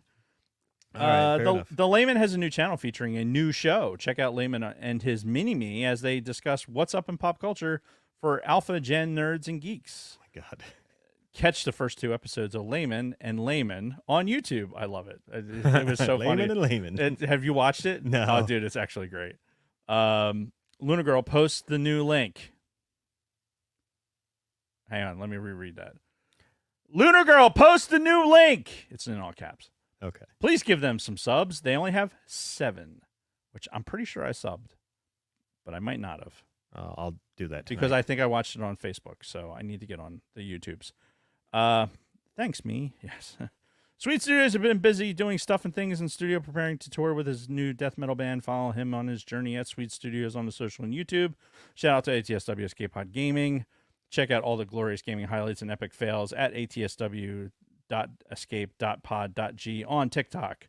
You can find us, bio.link/sidebar cantina, where you can find the links to Patreon, YouTube, our audio podcast on Audible, Apple, and Spotify, and all music, and all social media platforms, including X, Instagram, Facebook, Twitch, TikTok, and Discord.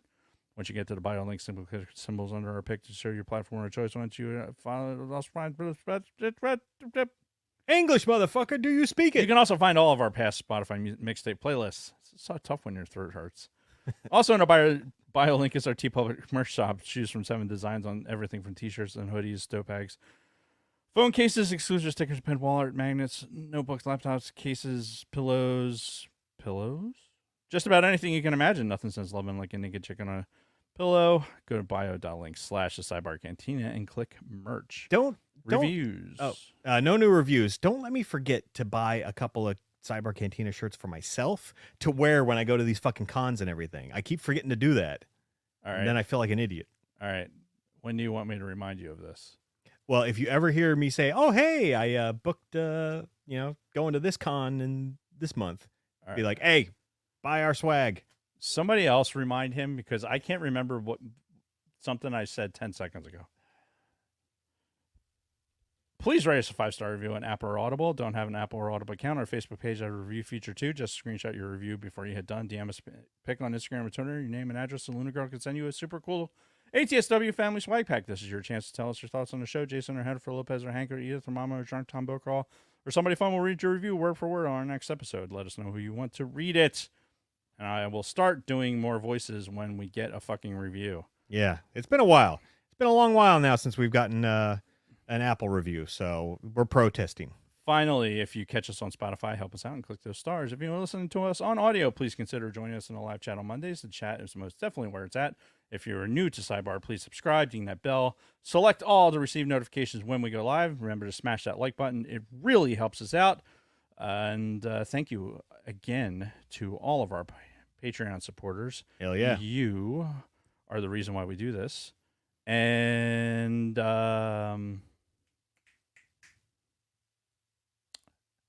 fantasy football. So, oh yeah, the season this year, we're doing something a little different. So, we're gonna put the league, as you know it, we're gonna put it in a maintenance status. All right, so we're moving that off to the side, and we're doing something different. We're gonna do a Survivor League, and it's going to be.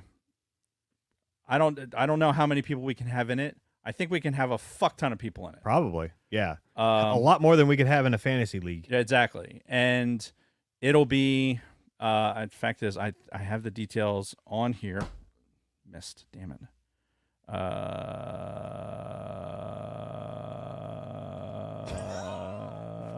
my God, Dave. What is wrong with you? I thought I had it open. What? That's not a good noise. We don't. That's no. I think dead air would be better. No. I don't have it open. What the fuck, over?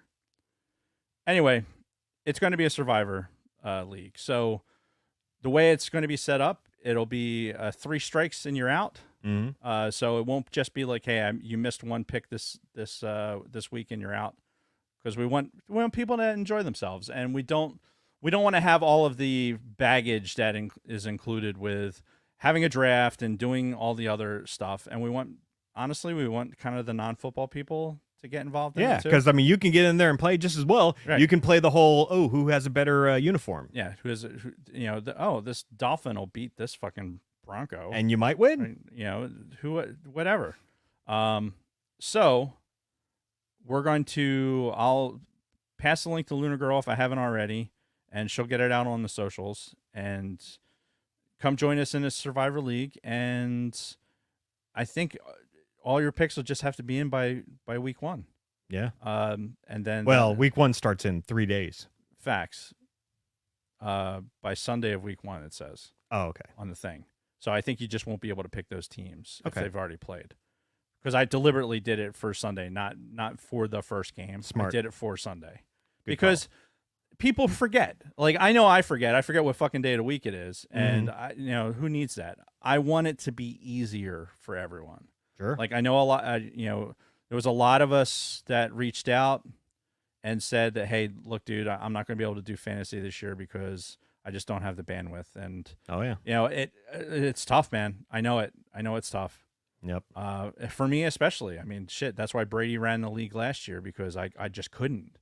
And so this year we're kind of in the same boat. So we're not closing off the league. We're going to keep it, like I said, in a maintenance status so that it'll just kind of be over here doing its thing. But it's going to be fun. Yeah. Survivor. And then somebody's going to stand at the King of the Mountain or Queen as Sidebar Survivor. Like, I can picture just a fucking hill of like a Lego hill. If it's a fucking somebody standing there with the flag on it, it's gonna be fucking great. So I'm all for it. Reach out if you have any questions. Reach out to Luna Girl, who will reach out to me, and I will hopefully respond. Well, I think the way it's actually going to go is reach out to Ubaldo, and then he's going to remind Dave to tell Luna Girl to tell me. Somebody gets a Ferrari. That's the answer. Okay. So anyway, that's it. All right. Well, that's going to be the end of the show then. Thank you, everybody, for coming back. We're back for our weekly shows baby. At this point because the kids are back in school tomorrow. I feel like I got some good quality time with them this summer, except for my oldest because he's never home. But yeah, I think it was a good summer overall. Sad to see it go, but we're back here weekly until further notice. Yes. So thank you. And until next time, Dave and everybody else, may the force be with you. May the force be with you.